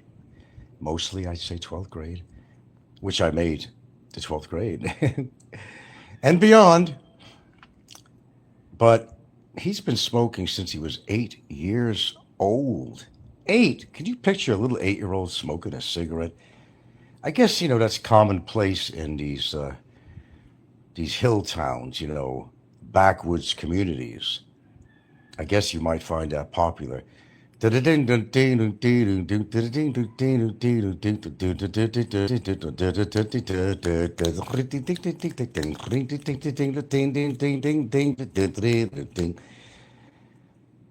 throw that in. Oh, by the way, a little bit of trivia. In the movie Deliverance, the boy, supposedly autistic or something, well, actually, that was on the bridge that was playing the piano. Here's a bit of trivia that you didn't know. That boy was a real person, of course, but I hate to bust your bubble. He was not playing the banjo. They had a guy behind him, and their creative editing made it look like that he was actually playing the banjo. He doesn't know how to play it. I've seen an interview with him, and he worked with shopping carts or something at a grocery store in his adult life. I think he's still alive, but I hate to burst your bubble on that one. I know you love the movie Deliverance, but he never played the banjo. Yeah, he did. He was kind of slow. He was autistic or something along that line, like the other guy, And unfortunately, I would love to believe that he was playing that banjo, but he wasn't. Sorry to tell you that. Next time you see the movie, you'll understand. Yeah, there was a guy behind him playing the banjo, and they dubbed out somehow I don't know. Hollywood can get pretty creative, and more so these days. AI and everything that goes on. So I'm looking at these characters. Roberto was overweight, dead or alive. I don't really know. It's controversial. Some say he just wanted to get off YouTube. Well, Mick Fisher said that. Mick Fisher is a big guy himself. My last remembrance of him is he wasn't really that overweight. He probably could lose a little bit of weight, but I don't know. I think all in all, Mick was in fair shape, I would say. Hey, I'm being honest. I could say he's a big fat piece of shit, but I'm not saying that. Okay, then you got, go down the line again. Mick Fisher's probably okay, as far as I remember. You got a little bit of a tummy, I think, if I remember correctly. You got Ricky. Well, obvious stuff about Ricky. That guy's way overweight, and he's eating like a glutton. Ain't that amazing? A glutton, and he's got a pig nose. I don't know. Life is really bizarre sometimes, isn't it? Life kind of, I don't know. He's art imitating life or life imitating art. I'm not sure which one applies to him. Okay, so let's see. Big E for a while was pretty big. I don't know if he lost a lot of weight. You got Big Kevin. You got Ricky. We now have Barry. Ed Lippert, I think, was a little bit overweight, big tummy. Um, let's see, let's go down the line here. I know him, and we got Tim K, who's enormously overweight. And I started this show because I was in awe. That's why I put the show on. I was in awe because I went to Tim K's channel. And he was sitting at this table exposing his chest and stomach. And I said, holy shit. For a guy that sort of thinks he has it together, making tons of money on his YouTube channel and donations and money from his daddy and everything else going on. Well, the one thing he's never going to have, money, FJ Cruz or whatever, whether he sold that or not, he's never going to have the love of his son. His son despises him, the same as Barry's son despises him. They talk about me that my daughter's not in my life. What's the real reason? Do you know the real reason? I've talked about it. People like to talk about each other and their families, but look at their situation. Not much better, probably a lot worse. A lot worse. And they talk, though, and they can't afford to talk. And okay, I did leave out somebody, Fat Fazio. Fazio was grossly obese. Isn't it funny that the majority of the people, if not all of them, that I mentioned were all YouTube trolls who were adamantly against me?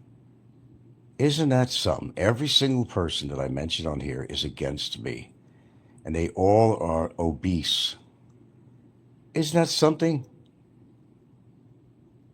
That's amazing. I'm not obese. I have no problem with my weight at all. And I do exercise, not vigorously like I'd like to. I'm working up to a certain point. I do at least 145-degree push-up things every day. I get on the exercise bike. I do some other calisthenics. And besides the vitamins and shit that I take. So I'm doing good, something good for myself. Absolutely. There's no question about it. But even I, who's been fortunate enough to make it to this particular decade I'm in now, I might not have been there. I might not have. Even though there's longevity on my dad's side of the family, there's no guarantee how long I'm going to live, and nobody else has a guarantee. But I know one thing. I'm not going to die of obesity. That's the one thing that's not going to happen with me. So before these guys, start, throwing mud pies at me and trying to find fault with me, I would strongly suggest to take a look at yourself. Like Phil Collins' song, take a look at yourself. You're just an empty shell. But when you keep on shoving that food in your mouth, and also the content of the food you put in your mouth on a consistent and persistent level, you're not going to live a long, healthy life. Even if you don't smoke. But if you drink on top of that, your odds increase mortality. I'm just saying. I'm not the Grim Reaper. I don't have a crystal ball to know when you're going to croak. But I think these people's lifestyle, well, we'll get rid of all the trolls. Let them eat the way they eat. They're gone. Fazio's gone. Bye. Number of other people. Gone. Like they were never there before. No matter what they tried to do to you and what they said about you, they're gone. That's it. That's it. Bye-bye. I hope there's something beyond in the yonder land up there or down there, whatever you're going to wind up going to. I sincerely, and for my sake and anybody else, I sincerely hope that our life is not just this earthly presence. Wouldn't it be cool to know that there's actually something beyond? Of course, if you're a religious person, you're going to see, of course, the bright light they all talk about, and some warmth and welcoming arms, and the gates open, and birds are flying, puffy white clouds, and, well, nobody's ever really truly died and came back to say, yeah, man, you were right. I met Jesus, and I could describe him. I could tell you how he parts his hair, and maybe tell you that it wasn't a man at all. It was an alien. And he had a big head and these big eyes, big forehead and big eyes. Who knows, right? Have an open mind. Come on, you got to have an open mind. Well, you're not going to come back from the dead to tell anybody what death is all about. You may be on the operating table, and your heart stops for a few minutes or something. They bring you back, but there's still a lot of brain activity going on for a while. You're not truly dead until you're dead. There's no oxygen in your brain, and so forth and so on. Nobody's ever truly died and came back to say, hey, I got proof. And you bring your cell phone with you too, right? To prove that there's life after death. But we don't know that. But we live in the present world, the living world. If you're hearing my voice, you're alive. And I'm also alive if you hear my voice. Until the time comes that I'm no longer, and neither are you. We don't know. We can only hope for the best. That's all we can really do. No accidents. Nobody shoots you in the head as a result of Barry Jordan inciting others to kill me because he's not happy with his situation in court. People like that. But other than that, stay out of trouble. Eat wise. Do a little bit of exercise. Keep your blood moving. Watch your sugar. Watch your salt. And you're good to go. Unless you have some underlying conditions that you're not telling me about. But it's your gig, man. It's your gig. I'm not making no guarantees for myself. I'm not. I'll be the first one to tell you that. I'll be the first one. I'm just happy to get up the next day and face the day all the way through. Whether I'm here in the Philippines where I get kicked out of my lily white ass to another country, I'm still going to be alive. I'm going to be alive. It's alive. It's alive. Yeah. Appreciate what you have, man.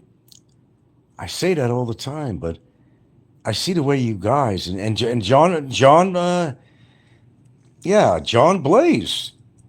He was a weighty person. I've seen a photo of him in the past, not the close up with the beard, but I've seen a photograph of him. He's another one that would be considered on the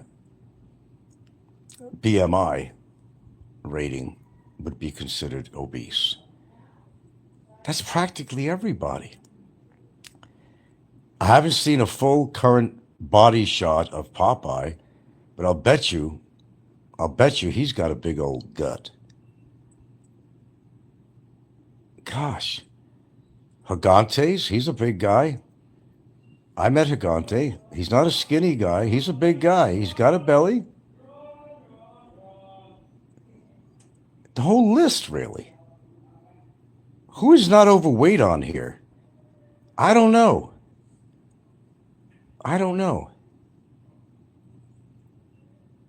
Isn't that amazing? And they all happen to be trolls, which means they don't have much respect for themselves. If all they're doing is pointing their finger and finding faults for somebody else, when all they have to do, and I'm sure they do it all the time, they look in the mirror, they say, holy shit, how did I get this way? I could tell you how you got that way. Not enough exercise. You eat too much, and you eat the wrong foods. Now you have the life of a smoker, which would be cut down by at least 4 years, even if you don't smoke. And then on top of that, most of these people drink.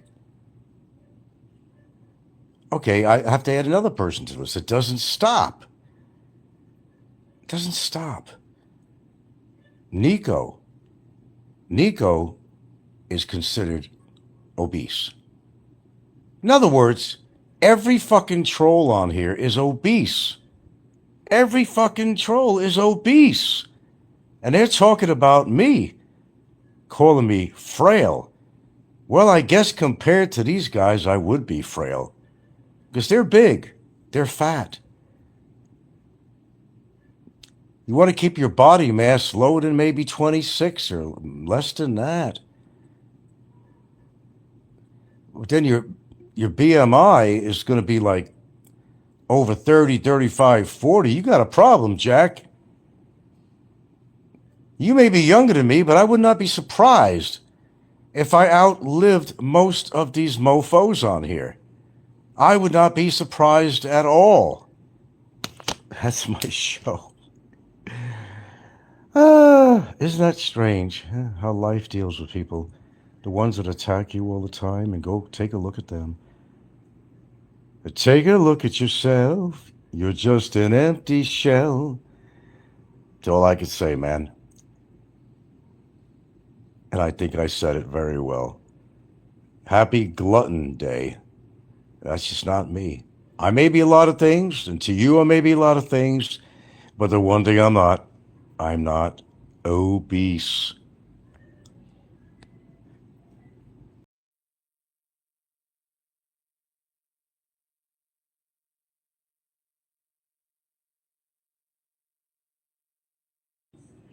The countdown, indeed. Let's see. Where's that counter? How long has he been incarcerated now? It was almost 700 days or something. And the countdown is indeed on because he stays where he is or he's gracefully accommodated somewhere else. But the boy ain't going anywhere. He's not going anywhere. The countdown is indeed on. There's no question about it. For him. I don't know what he's expecting. A bunch of armed troops to come to my door and arrest me? I don't think that's going to happen, Barry. As much as you like that, ain't going to happen. In fact, you'd be surprised what could happen. Imagine a second case on you right around the corner. You still got to handle the first case. And other surprises. Oh yeah, the clock is ticking, Barry, but it's ticking for you. I've been free for 22 months. That you have been incarcerated. Did you learn your lesson yet? Apparently not. I guess you need more lessons, don't you, Barry? You look at that opportunity. So yes, countdown is on. But it's been on for you. Court's coming. That's right. And eventually the court will be over and you will be sentenced. So, is there supposed to be somebody having the last laugh here? Well, I already have. You've been incarcerated for 22 plus fucking months. Need I say more? Need I say more? Laugh, clown, laugh. Even though your heart is breaking, even though your heart is aching, laugh, clown, laugh. You're the clown. We'll see, said the blind man. You're pathetic, Barry, you really are. You're evil, you're pathetic, you're a liar, and you're not a very intelligent person whatsoever. Remember, I'm always 2 steps ahead of you.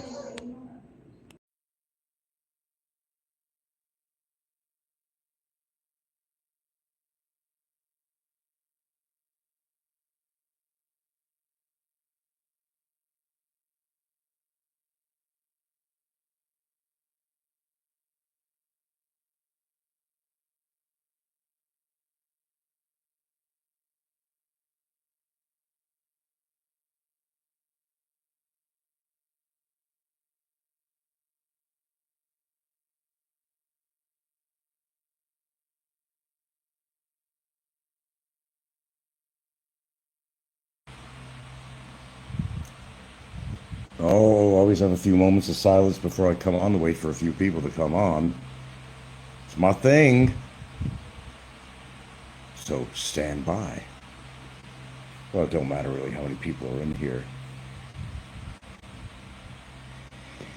Well, the The one thing he did wake up to is he realizes that there is no future in his relationship at all. He's not in a position to have one. He knows he's going to be definitely blacklisted, never to come back in this country again. Of course, he changes his tune. Well, I don't care about coming back in this country. Well, because he knows he can't. Well, as far as my girlfriend, then he kind of hesitated. Well, remember, girlfriend, not wife. Uh, he didn't know what to say about that because there really isn't anything to say. I mean, can't get a 13A. He's not married, and he's going to go up the river more likely. And you know, is a girl supposed to hold on for how long? For how long, really? Well, you know, I've been with my girl for 9 years, 9+ years. I got some mileage on this relationship, which he doesn't. And my concentration, well, his concentration seemed to be, I just want to get out of here. In other words, you know, leave that flat tire on the road, you know, and just, my concentration's just getting out of here. Pretty much what it comes down to. Because he knows it's a fact. He's not going to be able to stay in this country no matter what. But I just love talking. I mean, I know, this is fucking crazy. It's outrageous. It's ridiculous. I think Peter Van Dever was the longest drama, but we're getting pretty close to it, really. Got another bite. They love my blood. I don't know. They sure do. He knows he has no future in this country, and he has no future in his current relationship. So the question is, why do you keep on with this? There might be love on one side of the river, but the other side of the river, I don't see it. I don't feel it. I don't sense it. It's just a convenient relationship that he has with her, as far as I'm concerned. And a lot of my viewers have the same opinion on that. So you have to say, eat shit, 100,000 flies can't be wrong. How's your dinner there, Barry? Don't choke on it now. Wouldn't want that to happen. Add a few more pounds. I'm not fat. He goes, I'm 5 foot. Oh, here we go again. I really originally thought you were 5'8". Then somehow you kind of, the trickle down effect, that you became 5'7". Okay. Something like that? No, Barry, you're 5'2" and you are obese, okay? I've seen your pictures. All right, they were very detailed. I've seen your video, rather, and you're obese. Face it, okay? Doesn't make you a tougher guy. Doesn't make you stronger. Just makes you fat and unhealthy. That's all. Welcome to the big club in YouTube. You've got a lot of buddies out there that are in the same position you are. I mean, not like in jail, but they're fat. Keep on eating. More biscuits, more biscuits. Keep that soda going down, buddy. Get that sugar in you. Get those burgers going. Get that brisket going. There you go. Good boy. Good boy. There you go. Now, I'm not saying I'll never be fat in my life.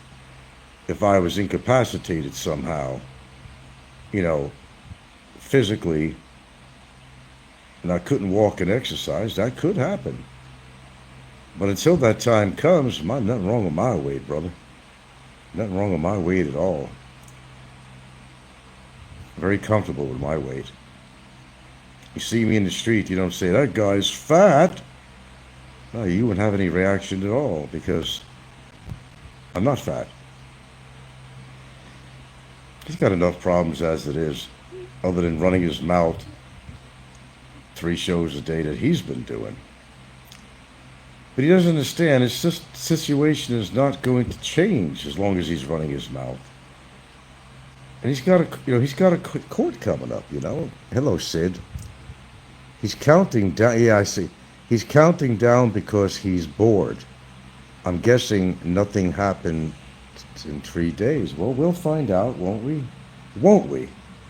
We'll find out one way or the other. But as I said, maybe I know something he don't. You never know. But like I said, something goes down pretty heavy duty on me, and he's very wrong about that. We certainly could fight it. We certainly could. You see, I can't leave the country. Oh, you gotta leave in 3 days. Countdown on. No, I can't leave. So, it's, it's an unwillful, not what he did. And I don't keep on repeating myself. For some that didn't listen, he had a willful situation of why he overstayed. Mine is administrative and it's unwillful. It does make a difference. They could show some leniency based on that about allowing me to do my ECC. We'll see, said the blind man. We shall see. Potato Lab. What kind of crappy show is that? Some Korean crap. What the hell is that? There we go. Blacklist. It's a show. It's a psychological thriller called Blacklist. There you go. So, what's the future like for him? I can't totally spell mine out at the moment. Not completely. But I could definitely tell you that he will not be able to stay in this country, and after he serves his time, whatever the judge decides to put on him, and there's no way he could save this relationship because it's getting old as it is.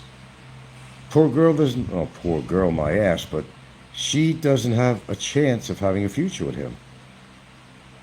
You think he gets back to Alabama, he's going to be able to afford to go back to Asia so she could use her passport to come and visit him? Now, how long is that going to go on? Can't go on forever, man. Life moves on. She's still relatively young. So how's that going to work out? It's all a facade, folks, everything. His cockiness is a facade. His relationship is a facade. He's not married, obviously not. We all figured out he's getting his money. Oh, that's right, tomorrow. No, I have to do that. When I got to do that? Overnight tonight? Yeah, I got to get a hold of Social Security. Got a little job to do. Yeah, he's fake. Can't get any more fake than this guy is. Imagine living your whole life that way. Your whole life. And when I say somebody's stupid, I mean they're stupid. All right, Sid. You in his situation, Mr. Sid.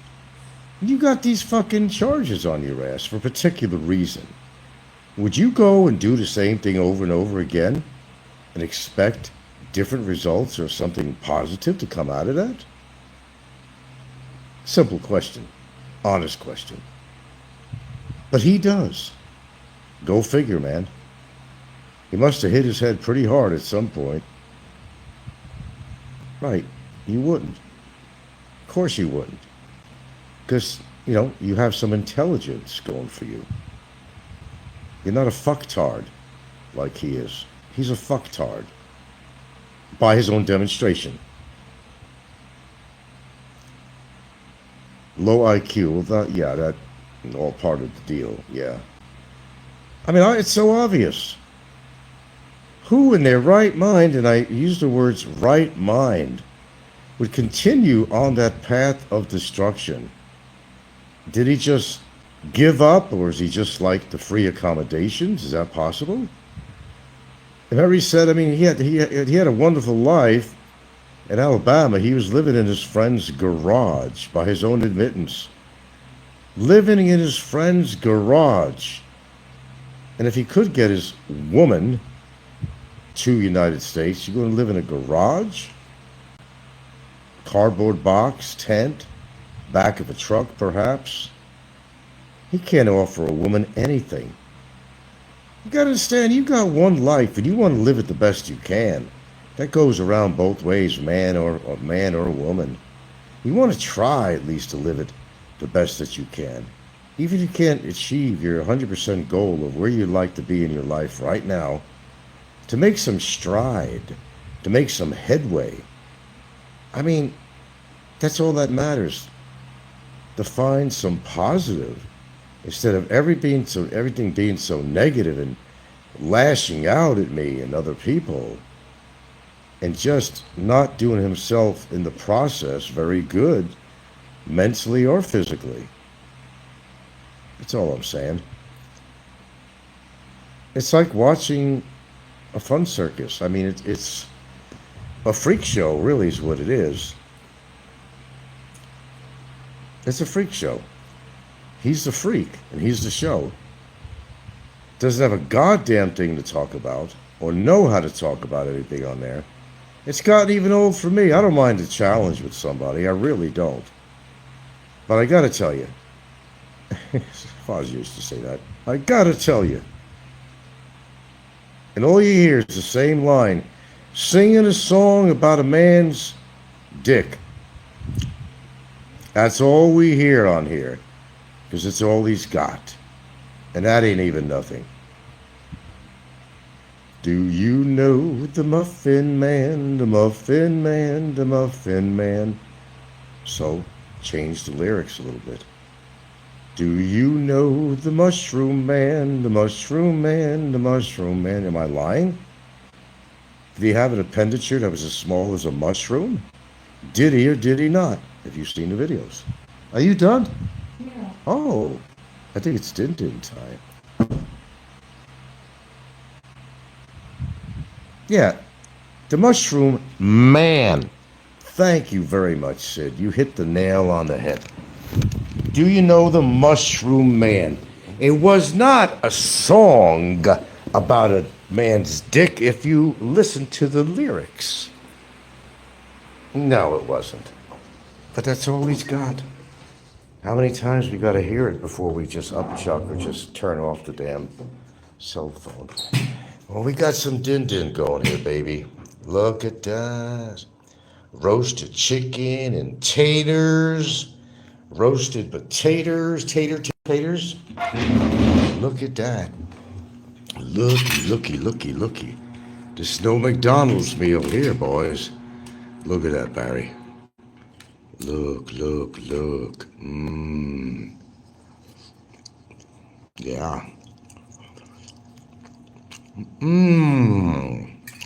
Sid says, nice. It is nice. I'll probably get the leg. I gotta, concentrate on those potatoes. When the kids get to those potatoes, man, it's gone. Look at that. Cut that bird, baby. Cut that bird. Looking good, Barry. Looking good in the hood. All right. That's real gold on our fingers, by the way.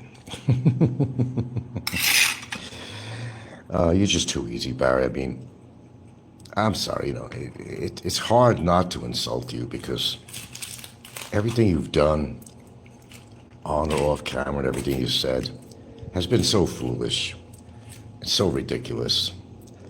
Ooh, load that plate up. Is that nice, Sid, huh? Nice.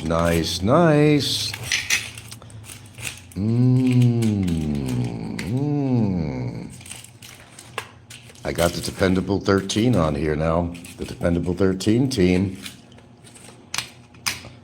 Look at that. I promise I won't eat on camera. So I'm going to get off in order to eat. All right. You got to have some. The kids got to have some. I can eat that whole thing of potatoes. Taters. Gotta love the taters. Gotta love the taters. Barry must eat 10-pound bags because he got big. And I'm not talking muscle. Guy is obese. An obese beast. He's getting bigger and bigger. By the time he ever gets out of, whatever situation is going to be there or prison or something, that's going to be some big boy. I don't mean a muscular boy. I'm talking about a big boy. Oh, and he said, I can't work out because we don't have weights here. I remember on a show last week So I go downstairs. I got a few exercise equipment down there. So he lied yet again. I give up. I'm going to eat. Guys, I can't handle his lie shit. I got to go. This is more important. Family and dinner. Take care, folks, and thanks for showing up. He got